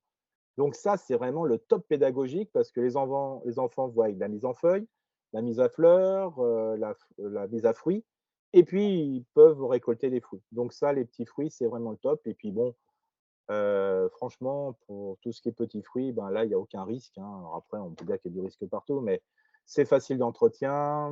Je veux dire, même si on n'est pas expert à la taille, on peut le faire et pédagogiquement, on peut faire ce qu'on appelle, de la reproduction asexuée, c'est-à-dire on prend des branches, au mois d'octobre, on la met en terre, ça se bouture, donc pédagogiquement, c'est le top du top du top. Franchement, pareil pour les fraisiers, c'est du marcottage, donc là aussi, il faut plutôt choisir des variétés dites non remontantes pour que la production soit faite avant le 1er juillet. Donc là, c'est du marcottage, donc là aussi, c'est de la reproduction asexuée. Donc franchement, c'est vraiment un outil de base. Pour le verger, là, c'est le petit hic, là, il faut quand même savoir tailler, quoi. Donc, s'il y a possibilité de faire un partenariat, ce qui n'est pas le cas sur Strasbourg parce qu'il y a pas de il n'y a pas d'association d'arboriculteurs. Il y en a dans les communes de l'Eurométropole, oui. Mais là si vous êtes, et je vous souhaite que les communes de l'Eurométropole en dehors de Strasbourg puissent libéraliser leur cours d'école. Donc là, un lien avec les arboriculteurs, il y a la plantation, ils savent faire, c'est des papis, des mamies qui sont complètement géniales, ils ont envie. Voilà, ça, quand un arbre, par contre, je dis toujours qu'un arbre ne doit pas être taillé. Par contre, l'arbre fruitier, il faut qu'il soit taillé tous les ans. Donc là, il n'y a pas le choix. Donc ça, c'est facile d'entretien à condition qu'il y ait un super partenariat, ou sauf si l'enseignant ou l'enseignante est capable de le faire. Le RTS, c'est rare qu'il y ait une formation dessus. Les jardiniers de ville, pourquoi pas. D'ailleurs, il y a de plus en plus de communes qui proposent, dans le cadre de formation CNFPT, de former les agents. L'arbre fruitier, bien sûr, c'est intéressant, hein, parce qu'au niveau pédagogique, on peut travailler autour du fruit, on peut travailler autour des, des insectes auxiliaires prédateurs, donc c'est vraiment très intéressant. Le petit plus pédagogique aussi, alors ça, c'est un peu nouveau. Alors, c'est ce qu'on appelle le jardin fédandin de courge. Alors, l'objectif, c'est très compliqué techniquement, vous allez voir. J'ai des feuilles, je fais un tas. Et donc, on ne fait pas un tas, mais un tas, le beau tas, c'est-à-dire un andin, c'est-à-dire un tas en long. Et là, dans quelques figures, bien sûr, ce n'est pas à Strasbourg, hein, mais je l'ai dans le cadre d'école, parce que souvent, dans les jardins partagés, je le fais. Et souvent, il y a un andin qui est dédié à l'école. L'objectif, c'est d'accumuler tous les déchets verts par exemple, de la commune. Il y a des communes, par exemple, qui sont zéro déchet vert exporté. Tous les déchets verts sont utilisés pour faire des andins, pour le jardin partagé. Donc, ce jardin partagé, comment ça on fait? C'est très simple. À l'automne, on décide de mettre tous les déchets sur un tas qui fait à peu près 1,20 m de large, sur une hauteur qui est au-delà de 60 cm. Pour faire simple, il faut 1 m3 de feuilles pour 2 mètres linéaires, c'est-à-dire un tas qui fait 2 mètres sur 1,20 m. On accumule les feuilles, quel que soit le type de feuilles. Alors, dans une commune, ça peut être aussi les déchets de cimetière, les déchets de balconnière, tout type de déchets, du broyat. Et l'objectif, c'est de faire un tas. Voilà. Et on arrive le mois de mai, et c'est là qu'on va planter les courges au mois de mai. Donc, on peut faire les courges en classe, par exemple, très simplement, dans les zones les plus ensoleillées et avec des vitres. Et puis, on va planter le 15 mai, et là, on choisit plutôt des espèces, des variétés, pardon, qui vont passer juillet-août. Et comme c'est un tas de feuilles, il ne faut pas oublier que ce tas de feuilles qui est très haut a aussi la même correspondance en bas, c'est-à-dire ce tas de feuilles va créer ce qu'on appelle un bulbe aqueux. C'est un peu comme le goutte à goutte. Donc, sous le tas de feuilles, il y a beaucoup d'eau. Dès qu'il y a une pluie, ça maintient la pluie et ça permet de faire éponge. Il n'y a aucune odeur et ça permet de gérer les déchets verts de l'école, tout simplement. Et donc, au niveau arrosage, au lieu d'arroser tous les jours, il faut arroser tous les 8-10 jours. Donc, il y a peut-être une possibilité de trouver une solution, je dirais, avec peut-être le RTS hein, pour quelques arrosages, voire peut-être des parents d'élèves s'il y a possibilité. Donc, ça, c'est très simple parce que ce n'est pas un arrosage tous les 2 jours. Et donc, par contre, on ne met que des courges la première année. Et donc là, au niveau du schéma, vous voyez, ça a été fait à l'automne. Et au mois de juillet, vous voyez là, la photo où il y a toutes où c'est rempli, voilà. Et là, il faut savoir que ce n'était pas en 2021, mais en 2020. On a planté le 11 mai parce que c'était facile. Hein, c'était le jour où on avait le droit de sortir suite au Covid. Et ça a été arrosé que le 8 juillet. Donc, c'était une année où il a fait vraiment très chaud. Donc là, on est plutôt courge ou tomate ou autre, mais dans une école, il faudra plutôt mettre courge globalement. Et qu'est-ce qui va se passer un an après? À l'automne suivant, toutes ces feuilles se sont décomposées. Et puis là, vous avez 10 cm de compost super intéressant. Donc, vous avez passé d'une aire naturelle, entre guillemets, prairiale, alors qui peut être une pelouse dans l'école, et vous passez à une zone potagère directement. L'année d'après, qu'est-ce que vous faites? Vous recommencez la même chose. Hein. Si vous avez des érables, des platanes, vous les mettez. Alors, bien sûr, si vous avez des platanes, c'est-à-dire toutes ces feuilles annuaires téléphoniques, j'appelle ça comme ça parce que les feuilles ont tendance à s'entasser, il y a possibilité de les ramasser à la tondeuse. Alors, je sais, là, vous allez râler après les RTS, je parle aux enseignants parce que ça fait un peu de bruit quand ils les ramassent. Au moins, c'est pré-broyé. Mais il n'y a pas que du platane et pas que des érables dans une cour d'école. Il y a tous les types de déchets possibles et vous les mettez en tas. Alors, même si vous faites du compostage, par exemple, et si vous avez un long tas, vous n'êtes pas forcé d'avoir un compostier. Vous pouvez, tout au long de l'année, faire un petit trou avec les enfants, par exemple, de dédier un pot, un bio-seau dans chaque classe. Vous mettez les déchets, des trognons et compagnie, une fois par semaine ou 2 fois dans la semaine. on fait un trou dans les feuilles et on dépose les déchets dans le sol. Alors là, pédagogiquement, c'est le top parce que c'est la fertilité du sol et non pas de la fertilisation. Parce qu'on va améliorer le sol grâce à en donnant à manger aux micro-organismes du sol. Donc ça, c'est vraiment ça. Super. Donc ça s'appelle la technique de l'andin. Alors c'est bien sûr, un andin peut faire, là j'ai des andins où je fais des fois 50, 70, 100 mètres de long, mais on peut faire un andin de 3 mètres. Ça va très très bien. Tout à l'heure, il avait été évoqué la chose suivante aussi, c'est ce qu'on appelle la haie sèche ou la haie de Benjes. Donc cette haie pédagogique, c'est très intéressant. Pourquoi? Parce qu'avant, on parlait de déchets qui se décomposaient facilement, mais aussi on peut parler de déchets qui sont moins facilement décomposables, c'est ce qu'on appelle la haie sèche. C'est très très simple à faire. On prend 4 piquets et on entasse le bois. Voilà. Alors en réalité, la haie de Benjes, c'est pas tout à fait ça. La haie de Benjes, c'est comment créer une haie avec des plantes sans planter.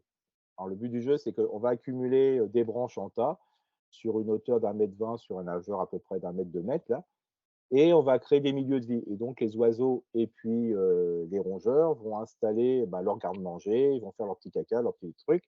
Ça va mettre des graines et ce que eux, les bestioles auront mangé ici et là, par reproduction sexuée à travers les graines, ça va se développer.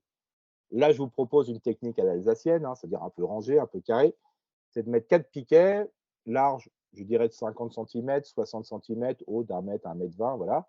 Et on accumule les branches. Et tous les ans, on met les branches. Voilà.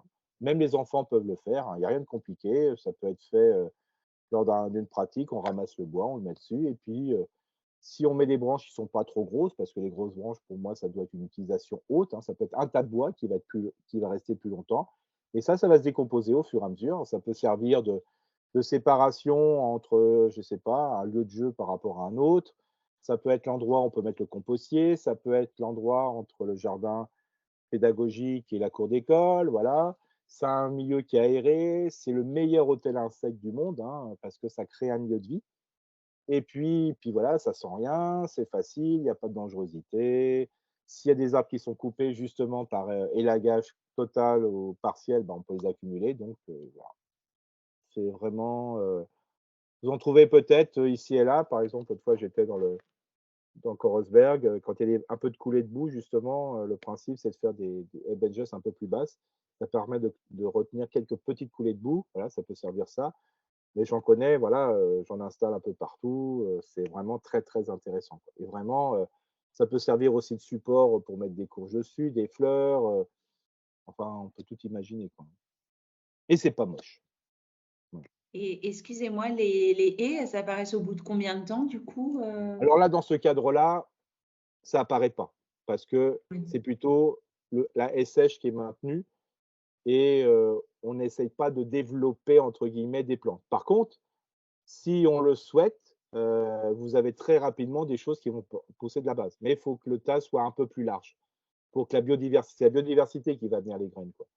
Donc des fois, pour que ça soit intéressant, il faut que ça soit dans un lieu qui soit un peu tranquille et que les oiseaux fassent un peu leur petite crotte de temps en temps et que quelques musaraignes ou autres acteurs puissent dévoter des pousses. Mais si on le fait chez soi, ça vient très, très rapidement. Alors bien sûr, il peut y avoir un peu de ronce. Donc ça, dans une école, la ronce, elle n'est pas aimée, quoi. Donc après, il faut enlever les branches mortes, quoi, pour laisser pousser.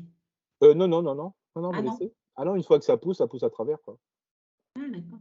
Ah oui, ça c'est top, hein. Ah, bien sûr, le principe, c'est qu'un tas, une fois que vous avez fait le tas, en principe, vous ne remettez plus si vous voulez créer une haie champêtre. Mais là, tous les ans, vous allez remettre des branches ou pas. Voilà. Et durée de vie de ça, les pieux, ça va durer 10 ans. Un pieu, c'est 2,50 € à 3,90 €. Voilà, c'est un investissement pas très important. Ça peut être très pédagogique, très joli. Voilà. Il y a dans un cadre hors scolaire, par exemple, vous avez des communes qui ont décidé de bordurer des parkings en faisant ça, quoi. Alors après, il faut simplement le reprendre avec la cisaille propre, voilà. Et puis, ça permet aussi avec les enfants de dire, tiens, il y a une branche morte, tu la mets sur le tas. Voilà. Et après, on peut observer des choses dedans, c'est aéré, je veux dire, c'est vraiment très, très, très, très facile. Donc, ça permet de trouver une solution aussi sur les branches qui ne sont pas broyées. dans une école. Alors bien sûr, on va parler de l'aire de compostage. Ça, c'est important. Alors pour moi, une aire de compostage dans une école, sauf s'il y a un gros travail qui est fait avec les parents pour qu'ils amènent des déchets et que ça concerne un certain nombre de familles. Sinon, dans une école, un compostier est bien suffisant, quoi. L'objectif, c'est d'avoir en réalité 2 bacs, un bac de compost pour le compostier et un bac pour mettre le structurant, c'est-à-dire les feuilles mortes. Donc là aussi, l'utilité des feuilles mortes, même si c'est des feuilles de platane, c'est pas grave. Alors bien sûr, s'ils sont à peu près broyés à la tondeuse, c'est mieux. Ça peut être du broyage suite au nettoyage qui a été fait, des petits morceaux de bois qui ont été coupés, ça peut être, des boîtes d'œufs qui peuvent être emmenées par les enfants, voilà, des petits morceaux de carton parce qu'il faut du structurant et l'objectif, c'est que quand je vais apporter dans ce bac, une unité de biodéchets, voilà, des épluchures de pommes, il faut apporter à peu près un tiers, la moitié, voire un pour un, comme ça vous êtes tranquille. C'est un peu sec, mais au moins ça sent rien. Alors il y a un tempo qui est super, c'est le temps scolaire. Alors là, on a une chance.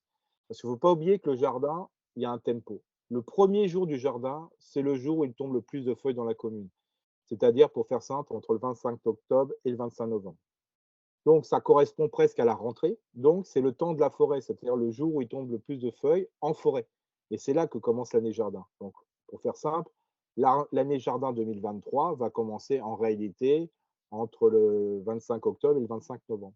Et le compostier, c'est ça qui est super, c'est que quand on a un seul compostier, c'est là qu'on va le vider. C'est-à-dire on va vider complètement le compostier. Alors, ce qui est vraiment bien décomposé, bah, on va le mettre sur un petit tas, voilà, et puis on le gardera pour les travaux scolaires du printemps. On met un petit tas et on met un petit peu de feuilles dessus. Ça va permettre la décomposition de se poursuivre et ça va servir pour les semis. Ce qui n'est pas du tout décomposé, parce que c'est les derniers apports, on pourra le remettre dedans. Et puis ce qui est moyennement décomposé, bah, c'est super parce qu'on peut l'étaler sur les jardins pédagogiques. Bien sûr, on met comme ça dessus, sans remuer la terre, et on remet des feuilles dessus pour faire ce qu'on appelle litière forestière. Alors bien sûr, là, c'est un petit peu plus compliqué avec les enfants parce qu'il faut une fourche et compagnie. Mais ça peut se faire globalement, je dirais, voilà, ça peut être montré par quelqu'un, ça peut être, voilà, parce qu'il y a quand même des outils. Donc c'est ça qui est super, il n'y a pas d'odeur, c'est super, c'est génial, voilà. Et puis si vous faites le tempo, je dirais, de ce jardin par rapport au temps forêt, bah, c'est facile parce que ça tombe en plein dans un mois après, sur le rythme scolaire. Donc ça veut dire que, par exemple, un CM1 qui va constituer son compostier à l'automne, bah, quand il sera en CM2, il va pouvoir de nouveau le vider pour l'étendre sur le jardin et en plus recommencer pour la classe qui va revenir après. Donc c'est vraiment super. Voilà, voilà. Et enfin, sur les petits plus pédagogiques, on aime bien créer des zones humides dans une école. Mais vous le savez bien, créer une zone humide dans une école, sauf de mettre des miradors et je dirais, voilà, une clôture haute de 2 mètres, c'est compliqué de faire une mare. Voilà. Dans le collège, on peut se permettre de le faire avec certaines, mais dans une école, c'est compliqué. Donc l'objectif, c'est que, il y a de l'eau, ça soit humide, mais il y a pas de stagnation d'eau parce que faut pas qu'il y ait, voilà, on peut se noyer, dans peu d'eau. Donc moi, ce que je propose souvent, c'est ce qu'on appelle le jardin de pluie, c'est le vrai nom.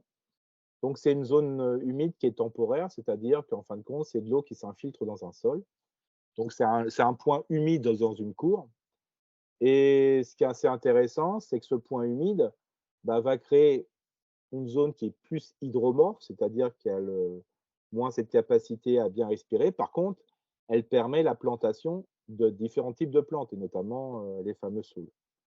Donc ça, le jardin de pluie, je vous le conseille. Alors ça peut être simplement parce que vous avez une gouttière, bah, au lieu de le mettre dans le réseau, ben, vous la laissez couler sur une zone. Alors bien sûr, si vous le faites couler, c'est plutôt sur un point bas, parce que si vous le faites couler sur un point haut, ben, ça va couler en bas. Et cette accumulation d'eau, alors ça peut se travailler, c'est-à-dire ça peut se faire par exemple en créant une petite zone de drainage pour que l'eau s'infiltre mieux. Et de part et d'autre, ou dans la zone de jardin de pluie, on peut mettre des espèces qui sont plus en rapport avec des milieux humides. Donc ça nous permet d'avoir une autre végétation. Notamment, moi, l'arbre que j'adore, qui est très pédagogique, bien sûr, c'est le saule. Et si on travaille sur les osiers, donc on peut travailler sur le sol tétard, ce qu'on appelle la trogne. Et la trogne, ben, le sol tétard, ben, on peut avoir du matériel justement pour faire de l'osier, hein, tout simplement. On peut avoir aussi ce matériel pour pouvoir broyer ce déchet qui va permettre d'améliorer la fertilité du sol. On sait très bien que dès qu'il y a tétard, il y a zone humide, donc il y a une biodiversité qui s'installe qui est super intéressante parce qu'elle a soif. Donc ça, c'est super intéressant. Donc voilà, moi je dirais que ça, c'est super intéressant. Alors, on vous parlera peut-être de nous, on vous parlera peut-être de fossés humides. Les nous, on le voit de plus en plus, où il y a des fausses noues dans certaines écoles, hein, c'est-à-dire on essaye de créer une noue avec un petit ponton, mais en réalité, il n'y a pas d'eau qui coule, hein, donc je ne vois pas l'intérêt, autant de créer une zone, un jardin de pluie. Ça permet, comme dit, d'avoir une autre végétation. Alors bien sûr, nous et fossés humides, pas à l'école, hein, parce que là, s'il y a de l'eau qui stagne, voilà, enfin, moi, ça ne me dérangerait pas globalement, hein, mais voilà, moi, je ne veux pas jouer là-dessus, donc travailler plutôt sur le jardin humide. Alors bien sûr, sur les zones, les espaces on peut aussi parler de zones sèches à l'opposé, hein, c'est-à-dire des accumulations de briques, l'accumulation de cailloux et compagnie, qui permet justement de permettre le refuge des lézards et compagnie. Le seul problème c'est pour ça que j'en ai pas parlé, c'est que qui dit zone sèche dit cailloux, galets et compagnie, quoi. Voilà. Alors, le galet peut voler. Le galet peut, voilà, alors je sais que c'est toujours ça m'embête toujours de mettre des zones, je dirais comme ça, avec des accumulations de cailloux, parce que voilà, le caillou peut prendre des ailes de temps en temps. Alors des fois, je préfère des zones plutôt végétales que minérales, bien que pour moi le jardin de pierre est très très important, ou ça peut être une rocaille par exemple dans l'aménagement. Mais des abris à lézards et compagnie faits avec des cailloux, hein. C'est pour ça qu'on les enferme souvent dans des caddies, hein, comme je dis souvent, hein, pour faire des gabions. Mais là, c'est pas le top top, hein, pour la biodiversité, hein, franchement, si c'est pas aménagé par en dessous. Mais voilà, moi je préfère travailler sur le jardin humide. Ah oui, et j'ai oublié de dire, le jardin humide, comme il y a pas d'eau, voilà, il n'y a pas de moustiques. Bien que dans des zones comme ça, en principe, s'il y a une forte biodiversité, il n'y a pas trop de moustiques. Mais comme ça évite toute problématique et toute suspicion avec l'histoire du moustique tigre. Voilà. Donc ça, c'est un jardin de pluie. Voilà. Il y a plus de moustiques, par exemple, dans une gamelle d'eau, dans un jouet qui traîne, dans une écuelle, voilà, où il y a de l'eau, dans une gouttière qui est bouchée. Voilà. Mais dans une zone humide, en principe, la biodiversité, c'est pas le pays des bisounours, hein. En principe, voilà, il y a un équilibre qui se fait, qui fait que bah, il n'y a pas de prolifération de telle ou telle bestiole. Donc c'est ça l'intérêt. Donc voilà, simplement, c'est pour ça que je voulais laisser quand même le temps, une quarantaine de minutes, pour l'échange et le questionnement. Ça me semblait voilà, important de vous lister un certain nombre, alors c'est une liste un peu l'après-vert, mais entre milieu de biodiversité, ce qui me semble important, qui est un lieu pédagogique, mais qui dit lieu pédagogique dit aussi un entretien qui va dans ce sens-là, plus écologique et pédagogique, et créer peut-être de nouveaux espaces que les uns vous connaissez, qui sont plus pédagogiques, voilà, sans oublier que c'est quand même des bonnes idées. Et tout ce qui vous est proposé là, bah, c'est simple, ça peut donner aussi des exemples pour les aménagements, je dirais, de la commune, mais aussi pour les aménagements bah, des parents, hein. Une haie sèche, bah, ça peut se faire sur 1 mètre, un andin de courge, ça peut se faire aussi sur 1 ou 2 mètres. Une prairie différenciée, c'est-à-dire entre la pelouse rustique et la prairie de fauche, ben, ça peut se faire aussi dans une maison, le jardin en hauteur aussi. Donc, vous voyez, c'est super intéressant par rapport à l'école parce que ça peut apporter aussi une information aux parents. Voilà. Et ça reste dans une logique. C'est super. Voilà, voilà. Est-ce que vous avez globalement des questions voilà, sur différentes thématiques où je peux revenir sur des points ou des échanges? Je vous laisse votre micro.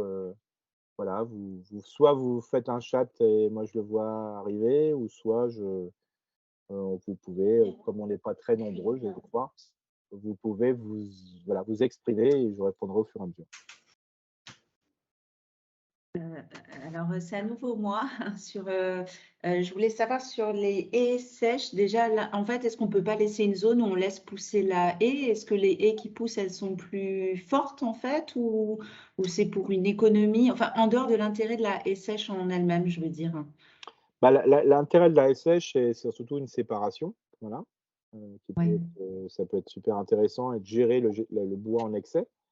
C'est un lieu, c'est mieux qu'un parce que les refuges à insectes, vous savez, bon là, on est entre nous là, mais voilà, les refuges à insectes, c'est mieux quand il y a plein de refuges différents un peu partout dans les différents habitats, hein. Même on a remarqué que dans un vrai refuge à insectes, avec tout plein de choses dedans, ça crée des fois des petits soucis parce que c'est toujours les mêmes, hein, les hospices, hein, les abeilles solitaires et ça peut créer des zones de teigne, hein, parce que, on concentre les insectes à un endroit.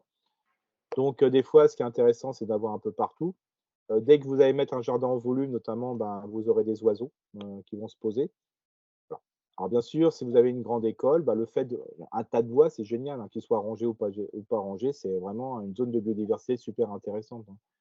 Le et ça fait cette fameuse haie sèche ou «tas de bois sec» entre guillemets, qui va faire qu'à un moment, bah, vous aurez peut-être des choses qui vont se développer. Alors le problème, c'est qu'on est à l'école et des fois, ce qui se développe, c'est des arbustes à baies, heu et notamment la ronce. Alors pour moi, la ronce qui est assez exceptionnelle au niveau de l'observation, mais qui est pas très bien tolérée dans une école.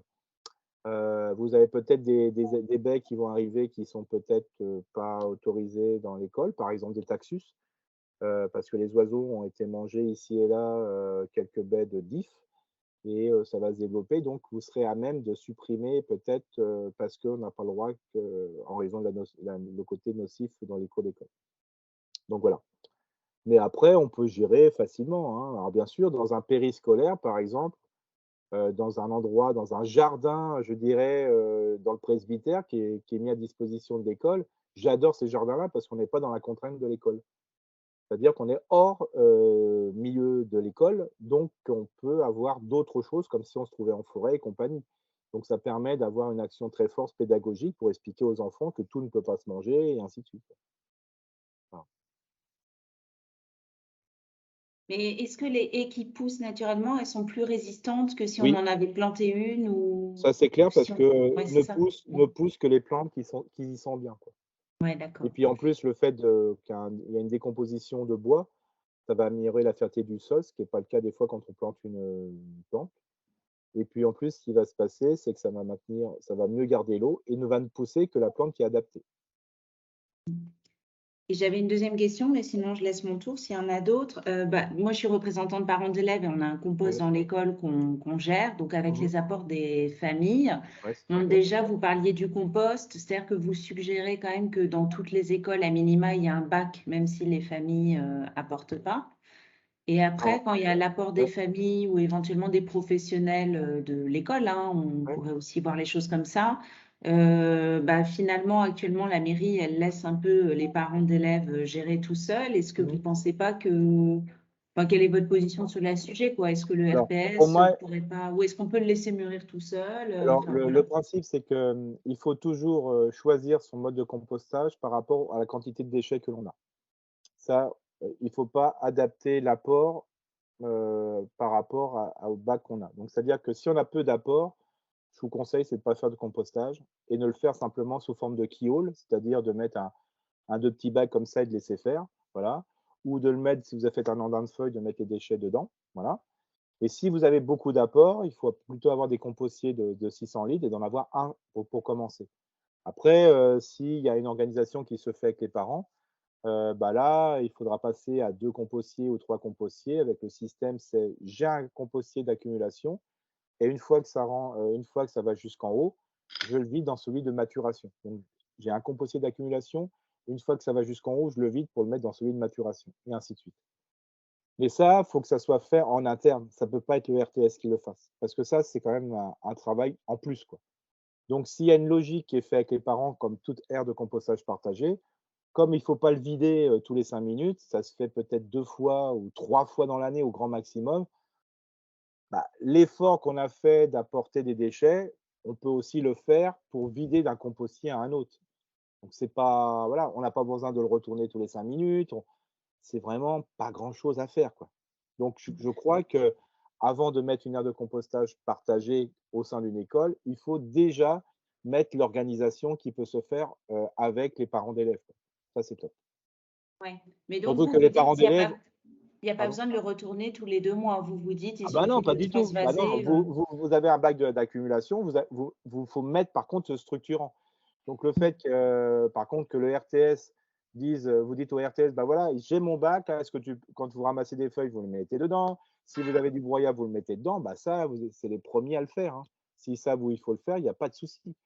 Et surtout, ce qui est super intéressant, c'est que quand on est sur de l'air compostage partagé, il faut toujours augmenter la quantité de structurant par rapport à ce qu'on le ferait chez nous. Parce que comme ça permet de calmer les odeurs, entre guillemets. Par contre, si on met une aire de compostage partagée qui est hyper efficace, il faut lutter contre les rats, parce que vous aurez sûrement des rats. Donc ça veut dire que, parce que le rat est opportuniste dans la commune, donc ça voudrait dire qu'il faut un compostier de qualité, même s'il fait 600 litres, avec un couvercle et surtout une zone de protection en dessous, c'est-à-dire soit un grillage renforcé ou une plaque de tôle percée renforcée pour éviter les intrusions. Parce que dès qu'il y a un rat, pédagogiquement, c'est pas top top, bien que moi les rats me dérangent pas plus que ça, mais dans une cour d'école, là, il y aura d'autres parents qui vont râler, d'autres habitants s'ils voient un rat qui se balade, en sachant que dans une commune, il est opportuniste, hein. Donc, il n'y a pas de souci. C'est pour ça que on ne peut pas, alors là, je suis catégorique, alors après, c'est qu'un avis personnel, on ne peut pas mettre les déchets de cantine dans une aire de compostage partagée. Il y a trop de déchets. Ça devient un travail trop compliqué. Ça, c'est le rôle d'un professionnel qui va travailler autour des biodéchets parce que là, après, incorporer les déchets de repas, de préparation et aussi de reste de repas, ça, c'est un métier, hein. Et là, vous avez forcément des rats, hein. Moi, je l'ai fait avec en EHPAD et compagnie. Je l'ai fait, vous savez, un grand château qui est au haut d'une montagne dans le Bas-Rhin, dans le Haut-Rhin. Je les ai enlevés, quoi, hein, parce que c'était pas possible, quoi.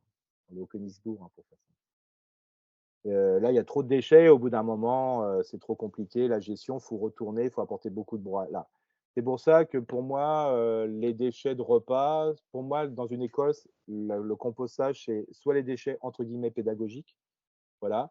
Et s'il y a un certain nombre de parents, pourquoi pas. Mais là, on commence à être dans une démarche d'aire de compostage partagé. Et là, il faut une vraie. C'est comme si vous voulez, il y avait une association ou un collectif de aire de compostage partagé qui est au sein de l'école. C'est les mêmes contraintes. Ouais. C'est les mêmes Et à contraintes. l'inverse, les écoles qu'on a déminéralisées et où il n'y a pas de bac à compost du tout. Bah, après, comme dit, hein, le bac à compost, au bout d'un moment, peut arriver dans l'aménagement. Ça, je dirais, il n'y a pas de souci. Après, il faut que ça soit pédagogique pour moi. Donc, après, un compostier qui va arriver peut-être dans une école, hein, même si c'est déminéralisé, on trouvera à mon avis, il n'y a pas de souci pour trouver une solution pour mettre un compostier sur une zone qui est justement déminéralisée, quoi. Mais par contre, il faut savoir quel est le bon démissionnement et quelle est la belle qualité que vous devez faire pour avoir quel est le bon moyen pour faire du compostage. Est-ce qu'il en faut ou pas? Parce que je vous dis, hein, une grande boîte un grand compostier avec 2-3 déchets qui se battent en duel, ça ne sert pas à grand chose, quoi. Donc, des fois, l'idéal, c'est de penser autrement. Et comme je vous disais, des fois, de mettre simplement sur un petit tas, une chose comme ça, ça suffit largement. S'il y a un projet pédagogique, voilà, aux enfants d'expliquer, vous voyez, tu as un déchet de pomme, bah, ça va se décomposer. Et là, automatiquement, on a plus facilement des vers épigés, hein, vous savez, des petits vers rouges. Et là, on observe mieux. Des fois, c'est plus simple que. Voilà. Le compostier, des fois, n'est pas adapté pédagogiquement pour les petits. En tout cas, juste pour partage, on l'avait mis en place dans la maternelle et du coup, bah, c'est un peu le cercle vertueux, c'est-à-dire qu'ils demandaient un soir par semaine d'avoir un goûter fruits. C'est ça. Et tous les soirs, ils allaient jeter leur compost avec les enfants. Enfin, Voilà. moi, je suis Donc, ça a des effets vertueux quand même, hein, complètement. Ah, mais derrière. complètement, Ouais. complètement. Mais après, le compostier, c'est que comme je vous dis, il faut faire du compostage, entre guillemets, ou du paillage, mais après, il faut trouver le bon outil qui correspond. C'est tout. Comment va-t-on valoriser le déchet? Pour moi, même dans une école, on ne devrait même pas apporter autre chose que des choses compostables, hein. Bon, enfin, après ça, c'est une idée personnelle. Voilà, tous les trucs emballés, des trucs comme ça, donc ça me semble un peu foufou. Mais ça, c'est de l'alimentaire, c'est pas mon sujet.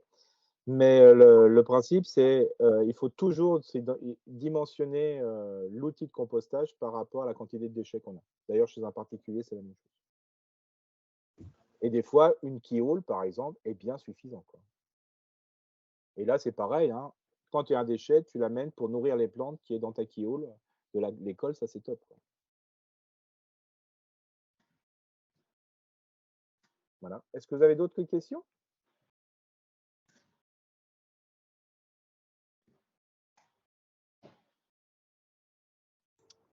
Avez-vous des conseils pour avoir le maximum de place pour un potager, petite cour pour beaucoup d'élèves?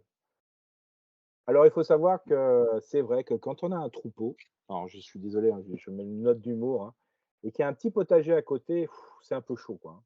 Je réponds à Monica, là. Merci.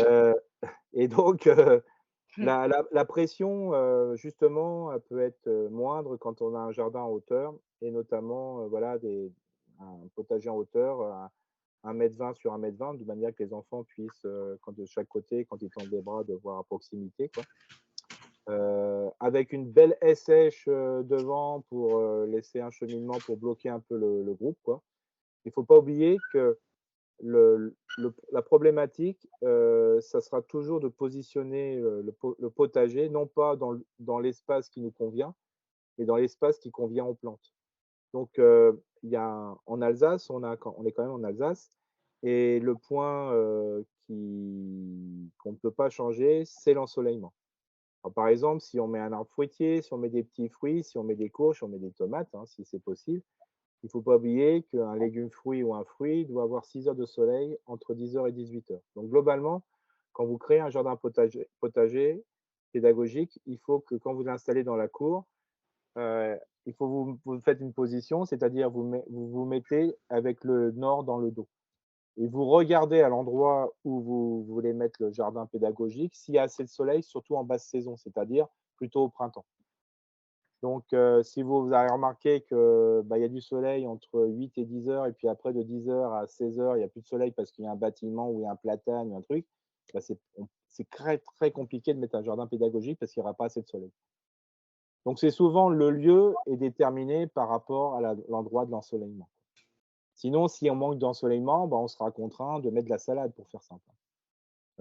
Donc, alors s'il est en hauteur, ça permet d'avoir une pousse plus rapide puisque ça se réchauffe mieux.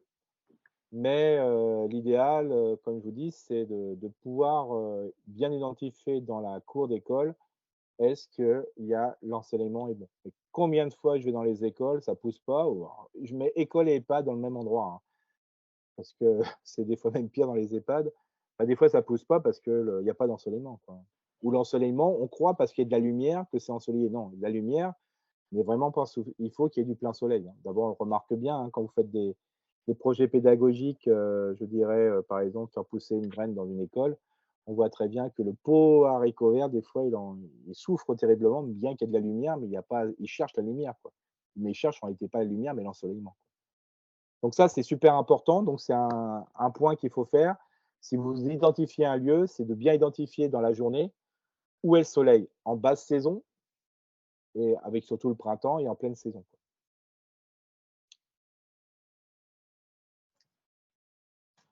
Alors bien sûr, pour les petites cours, des fois, ce qui peut être intéressant, alors je sais qu'en ville, il y a une pression très importante. Bon, dans les villages, des fois, les cours sont pas plus grandes, hein, mais c'est le fait de trouver un espace extérieur, un jardin partagé extérieur, une parcelle près dans un, je sais pas, dans un jardin, je veux dire, un jardin partagé ou un jardin communal, un jardin ouvrier. Bah, des fois, bah, ça peut paraître moins pratique parce qu'il faut y aller. Mais alors, on se trouve quand même on est plus au calme, les plantes, il y a moins de pression, sur les plantes. Des fois, voilà, il faut peut-être étudier les choses. D'ailleurs, par exemple, ça peut être un presbytère, ça peut être un grand parc, ça peut être, il y a peut-être des choses à imaginer, le jardin partagé ou participer à un jardin partagé, d'avoir une parcelle dans un jardin partagé, et en sachant que toutes les classes ne font pas forcément faire, du jardin. Des fois, c'est un choix à faire pour aller au-delà de l'école. Et ce qui est bien quand on passe le mur de l'école, c'est qu'on peut se permettre des choses un peu plus intéressantes au niveau biodiversité parce que bah, peut-être qu'il y aura un pommier, peut-être qu'il y aura un cerisier, alors qu'on sait très bien qu'on n'a pas le droit d'avoir un cerisier dans une cour d'école. C'est pas parce qu'il y a des cerises, c'est parce qu'il y a des noyaux dans les cerises. Ouais. C'est quand même faux. Est-ce que vous avez d'autres questions? Vous pouvez poser aussi vos questions en chat, je les vois au fur et à mesure.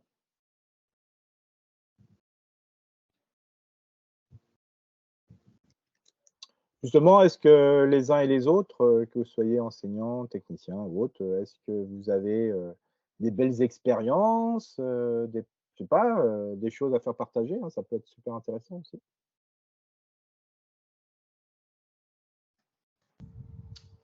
Oui, alors Daniel Materne de la direction de l'enfance à la ville de Strasbourg. Bon, j'abonde pleinement dans les propos qui ont été tenus, notamment sur les dimensionnements des haies et l'étagement des végétaux. Effectivement, on retrouve très peu ça dans les cours d'école. Néanmoins, j'observe quand même au détour des réunions sur la végétalisation des cours d'école que les mentalités changent. Ah bah complètement. C'est bon signe pour l'avenir. Il conviendrait peut-être d'accentuer ces plans de formation, comme vous le disiez en début de réunion, sur le domaine de l'éducation nationale et aussi du personnel ville, puisque aujourd'hui on a des équipes de RTS qui ont connu la taille en rideau, ce genre de choses, et qui aujourd'hui sont pas ou peu formés à de la taille en port libre, la récupération de déchets verts sur site, etc., etc. Et ma question était la suivante: est-ce que justement dans vos démarches, vous êtes un peu lancé dans ces deux thématiques? Alors, bien sûr, c'est-à-dire que ce que je vous présente là, c'est 90% de ce qui est présenté et partagé, et c'est même le travail collectif des RTS. Pour vous dire que c'est top, quoi. Hein. Donc, voilà. Donc, voilà. Après, il n'y a plus que, je dirais, le changement de paradigme. Hein. C'est-à-dire que je sais que le plus gros problème, des fois, c'est soi-même. Hein. C'est-à-dire qu'on a du mal à de changer, mais aussi il faut que le regard des autres font qu'on abonde dans votre dans votre démarche. Hein. Quand je vois que la plupart des déchets verts, hein, bon, on est entre nous, hein, faut pas le dire. Hein, il y a beaucoup de déchets verts qui partent dans la poubelle. Hein. Donc voilà, et je crois que si on parle, alors le problème, c'est que ça s'appelle déchets verts. Si on pouvait trouver un nom comme les Québécois qui appellent ça un chai, par exemple, certains, pour dire que ça va servir, ça va rester. Et aussi, il faut que les parents acceptent le fait que ben, la cour est peut-être moins entretenue que devant l'église ou devant la mairie, parce que c'est à travers la biodiversité qu'on peut justement observer des papillons et compagnie, quoi. Et puis, on aura moins chaud parce que le sol est déminéralisé. Alors, souvent, je ne parle même pas de biodiversité, mais parce que dès qu'on déminéralise, il y a de la biodiversité. Et à côté de ça, les enseignants, il faut les accompagner. Parce que c'est une démarche. Alors, je sais très bien, moi, j'ai un fils qui est enseignant en maternelle dans une toute petite école où il y a 16 élèves, donc ils ont même des ruches, hein, pour vous dire. Donc là, des ruches, là, ça c'est sur naturel. Hein. Mais il faut savoir qu'il ne faut pas oublier que là aussi, il y a un accompagnement pour que le tout pédagogique ne devienne pas non plus une contrainte, quoi. Et les RTS, justement, dans leur démarche d'entretien, il faut qu'ils soient compris. Voilà, parce que je sais que de temps en temps, il n'y a pas les mêmes mots qui sont employés, il n'y a pas les mêmes, je veux dire, perceptions de l'ensemble. Mais si on voit la réalité de l'outil pédagogique à travers un aménagement et son entretien, et si justement on pourrait rentrer dans les écoles pour la formation des enseignants, ça serait super, quoi. Mais ce n'est pas le cas encore. Hein. Moi, j'ai une question, Eric, là, à nouveau, Ouais. sur les formations justement qui sont dispensées auprès des RTS. Il y a sûrement, j'imagine, des craintes de se dire, bah, je passe d'un entretien d'une cour minérale à une cour végétalisée. Ouais. Est-ce que c'est déjà le cas ou pas, ou si on pourrait le prévoir, des formations de type atelier pratique, construire complètement. Voilà. Alors Mais bien sûr, parce que les on- aménagements, les ça, aménagements, c'est fait sous forme de marché, quoi. ouais. Et donc Oui, là, oui. je râle un petit peu parce que souvent, quand je vois les aménagements qui sont faits, on retrouve les plans des années 70, Forsythia, Vegelia et compagnie, donc c'est dommage. Et ce qui est planté, c'est souvent une plante qui fait, voilà, c'est une toute petite touffe de rien du tout. Alors c'est sûr que si vous avez un troupeau qui est lâché d'une place, vous passez une fois dedans, c'est fini, quoi. Il faudrait que le végétal soit un peu plus gros. Alors on dit souvent, bah oui, mais c'est le coût. Oui, mais entre le coût du végétal et la déminéralisation, voilà, à mon avis, il y a un prix qui est un peu différent, quoi. Donc il faudrait planter plus gros, avec des plantes qui sont plus correctes, quoi, tout simplement. Et là, ça changerait. Et puis, bien sûr, il faut un véritable accompagnement des enseignants pour expliquer, voilà, à quoi ça sert, que tout soit pédagogique, que tout soit expliqué, qu'on fasse une tour d'école. Et justement, les RTS, ce qui serait super intéressant, c'est que dans leur mission, c'est pour ça qu'obligatoirement, il y a un plan de végétalisation et d'entretien qui doit être fait. C'est-à-dire que chaque espace, le moins de mètres carrés, tous les ans, il y a un document qui est fait, hein, qui est prévu, en principe, et qui permet à dire, bah voilà, qu'est-ce qu'on fait pendant une année sur cet espace-là, qui peut être modifié d'une année sur l'autre parce qu'un milieu vit aussi et les habitudes changent. Mais là, ça permet d'être clair, hein. Si on leur dit qu'il ne faut pas tondre, ils ne tondent pas, quoi, hein. Il n'y a pas de souci, hein, là-dessus, ils sont clairs. Par contre, c'est vrai que sur l'entretien des arbres, d'expliquer comment on fait un recépage, alors en sachant que est-ce que ça doit être les RTS qui doivent le faire, parce que s'il y a un recépé ici et là, peut-être que ça peut être les espaces verts qui viennent avec leur broyeur hors temps scolaire et puis qui broient, ça va aussi vite. On n'en parle plus, c'est pas de la taille je dirais, spécifique, méticuleuse, c'est je coupe à ras, donc c'est pas compliqué. Ils ont pas le... Donc globalement, moi je les incite surtout à être veilleurs, quoi. Et puis pourquoi pas sur de l'entretien, peut-être de voir ce que c'est qu'une tonte différenciée, voilà, d'expliquer, de voir les choses, mais après ils le savent, hein, c'est-à-dire de tondre et pas tondre. Par contre, ils ne peuvent pas faucher le RTS parce qu'il n'a pas de faucheuse. Donc est-ce que ça ne veut pas dire que une fois c'est-à-dire que c'est une entreprise ou je sais pas, un service de la ville qui vient faucher toutes les écoles qui sont rentrées dans cette démarche. Ça se fait très très rapidement, on exporte et puis c'est tout, quoi. Et ça se fait hors temps scolaire, c'est-à-dire on peut choisir quand on veut. C'est-à-dire en réalité, la fauche, on peut le faire jusqu'à fin décembre, donc on peut choisir pendant les vacances. C'est ça, la- le- la- l'option biodiversité permet, mais de choisir son temps. Alors qu'on sait que choisir son temps, que ce soit un jardinier de ville ou un jardinier d'école, c'est compliqué parce que souvent c'est l'urgence. Mais de dire, on a le temps dans 3 mois, on a le 3 mois pour le faire, on a 5 ans pour le faire, c'est-à-dire qu'il y a même des trucs, si c'est pas taillé cette année, ça sera taillé l'année prochaine. Vous vous rendez compte, on a 12 mois pour. Alors bien sûr, des fois, il ne faut pas non plus être de reporter à 12 mois, mais on peut facilement gérer, quoi. Et l'espace vert ne devient plus le quotidien. Ça, faut penser à ça, quoi. C'est sûr que l'entretien doit peut-être être pensé non plus là à l'échelle que de l'école au niveau du RTS, mais peut-être à une Ouais, échelle plus sectorisée avec des moyens exactement, voilà. Voilà. plus conséquents, quoi. Ouais, C'est soit avec les espaces verts ou nous, au niveau de l'éducation, ouais, s'organiser autrement pour entretenir ces espaces. ouais. Donc là, j'ai 3 questions. Est-ce que nous souhaitons créer une mini-forêt dans la cour de l'école? Quel art conseillez-vous? Là, il y a des techniques qui sont assez intéressantes, même si des fois c'est un peu décrié, c'est la technique Yavaki, hein, c'est-à-dire de planter à outrance, hein.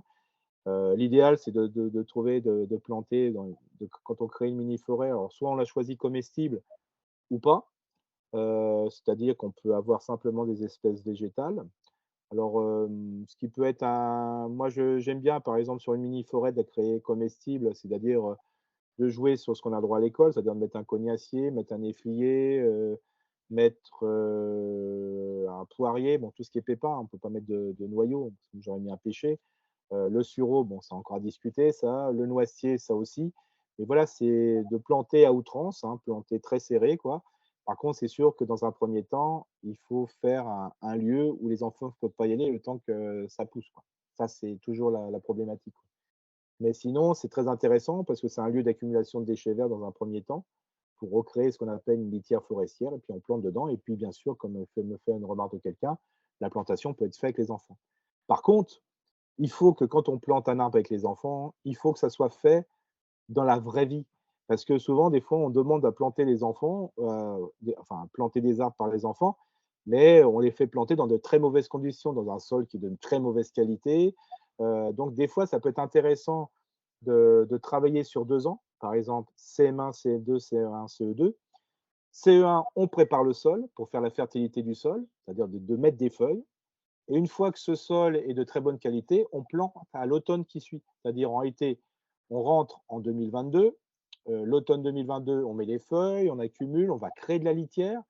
Et à l'automne 2023, on va planter des arbres. Et là, je trouve qu'on est pédagogiquement bien parce que sinon, s'il faut simplement faire un tour et planter un arbre, l'enfant ne comprend pas plus que l'acte. Mais il faut bien leur montrer que c'est un être vivant. Il doit être dans des bonnes conditions.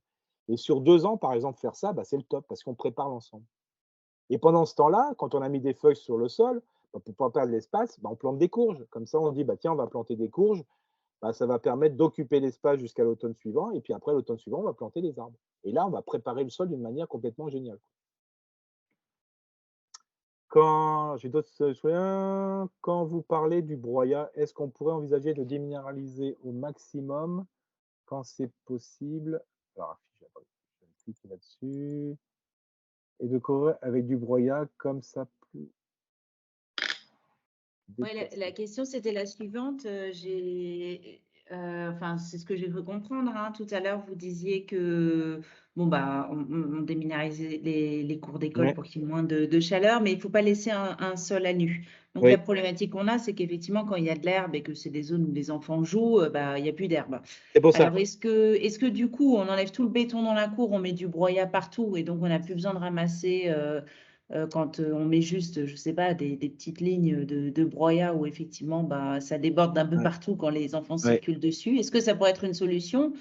Alors après, c'est un Voilà. sol qui n'est pas stable, c'est-à-dire que c'est pas un sol dur, quoi. Ouais, bah ouais, Faut pas ouais. oublier que dans la cour, les enfants, ils veulent courir, faire du foot peut-être, alors même Mm. si on va travailler sur les genres, si on veut faire des cours non genrés, il faut quand même des «zones dures» entre guillemets pour pouvoir faire de l'activité sportive et le broyat, Ouais, ça me semble compliqué, quoi. ouais, C'est ouais. bien pour Oui, l'école ça du dehors. d'accord. Mais Alors est-ce qu'on par ne pourrait contre pas déminéraliser encore plus que ce qu'on fait aujourd'hui en disant alors bah, il y a après des ça, c'est terrains un de tra jeu et il y a bien d'autres sûr. terrains? Bien sûr, après si je veux dire, il faut voir sur la fonctionnalité du lieu. Si dans l'école, il y a assez de lieux «durs» entre guillemets, qui permet, la course, qui permet de faire du ballon, qui permet de faire des choses ou parce qu'il y a à côté, il y a une zone sportive, il y a un je sais pas, c'est ça, c'est pour ça que chaque cas est Mm, possible, mais bien sûr, il faut mm, «déminéraliser à outrance» entre guillemets et mm. par contre, d'avoir un peu de logique. Alors je dis pas l'école. Alors, il y a une école, la problématique, c'est le gazon ne pousse pas.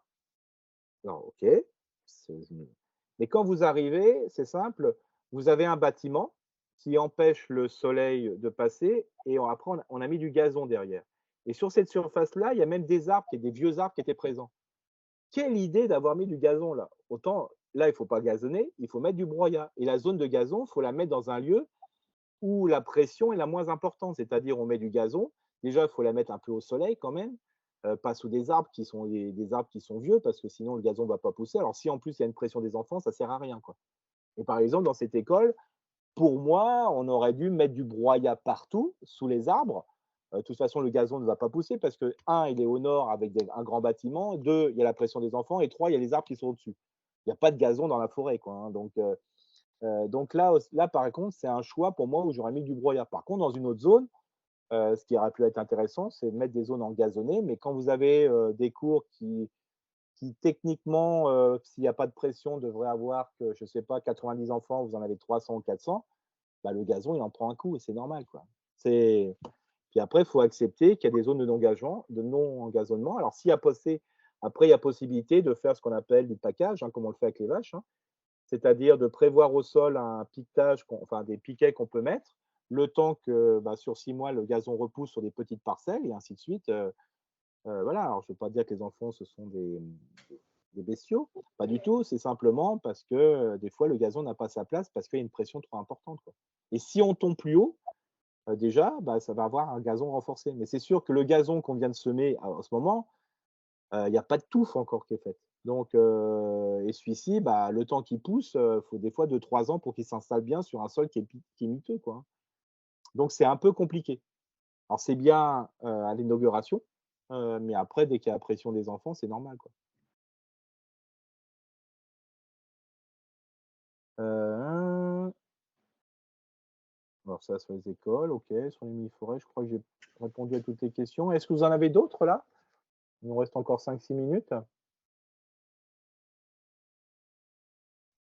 En tout cas, ce qui est assez réjouissant, alors c'est pas parce que il y a beaucoup de l'Eurométropole, hein, parce que de toute façon, là, j'interviens, là, je suis plutôt CNFPT, comme dit, c'est qu'il y a un vrai travail de fond qui a été réfléchi, aussi bien à travers la mission d'éco-conseil pour accompagner les parties prenantes à trouver l'aménagement entre guillemets de leurs rêves, mais sans oublier les prérequis, je dirais, de pousse des plantes.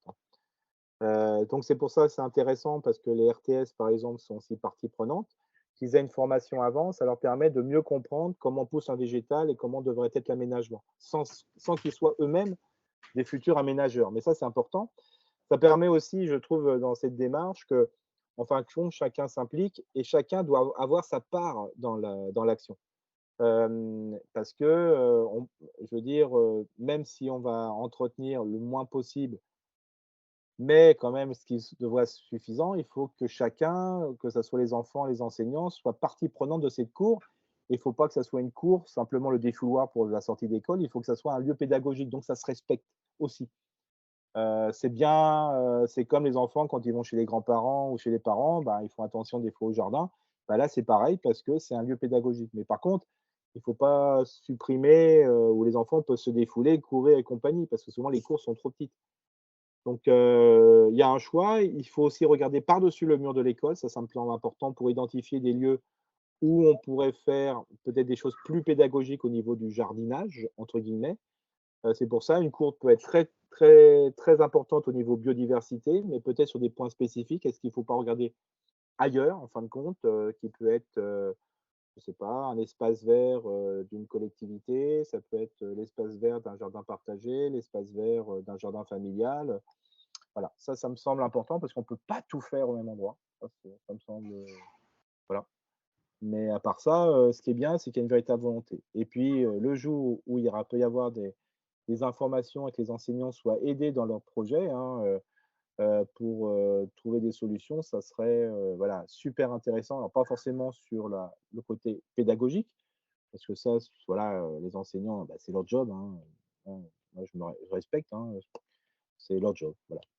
Mais par contre, peut-être qu'il peut y avoir une certaine adéquation pour que ce soit plus facile de le faire avec, je dirais, des aménagements qui correspondent plus à cette pédagogie. Peut-être la pédagogie ne peut pas tout demander non plus. Donc voilà, il faut trouver ce juste milieu pour que l'être vivant, que ce soit l'enseignant ou l'enfant, trouve sa place à côté de l'être vivant qui peut être le sol et bien sûr l'arbre. Voilà.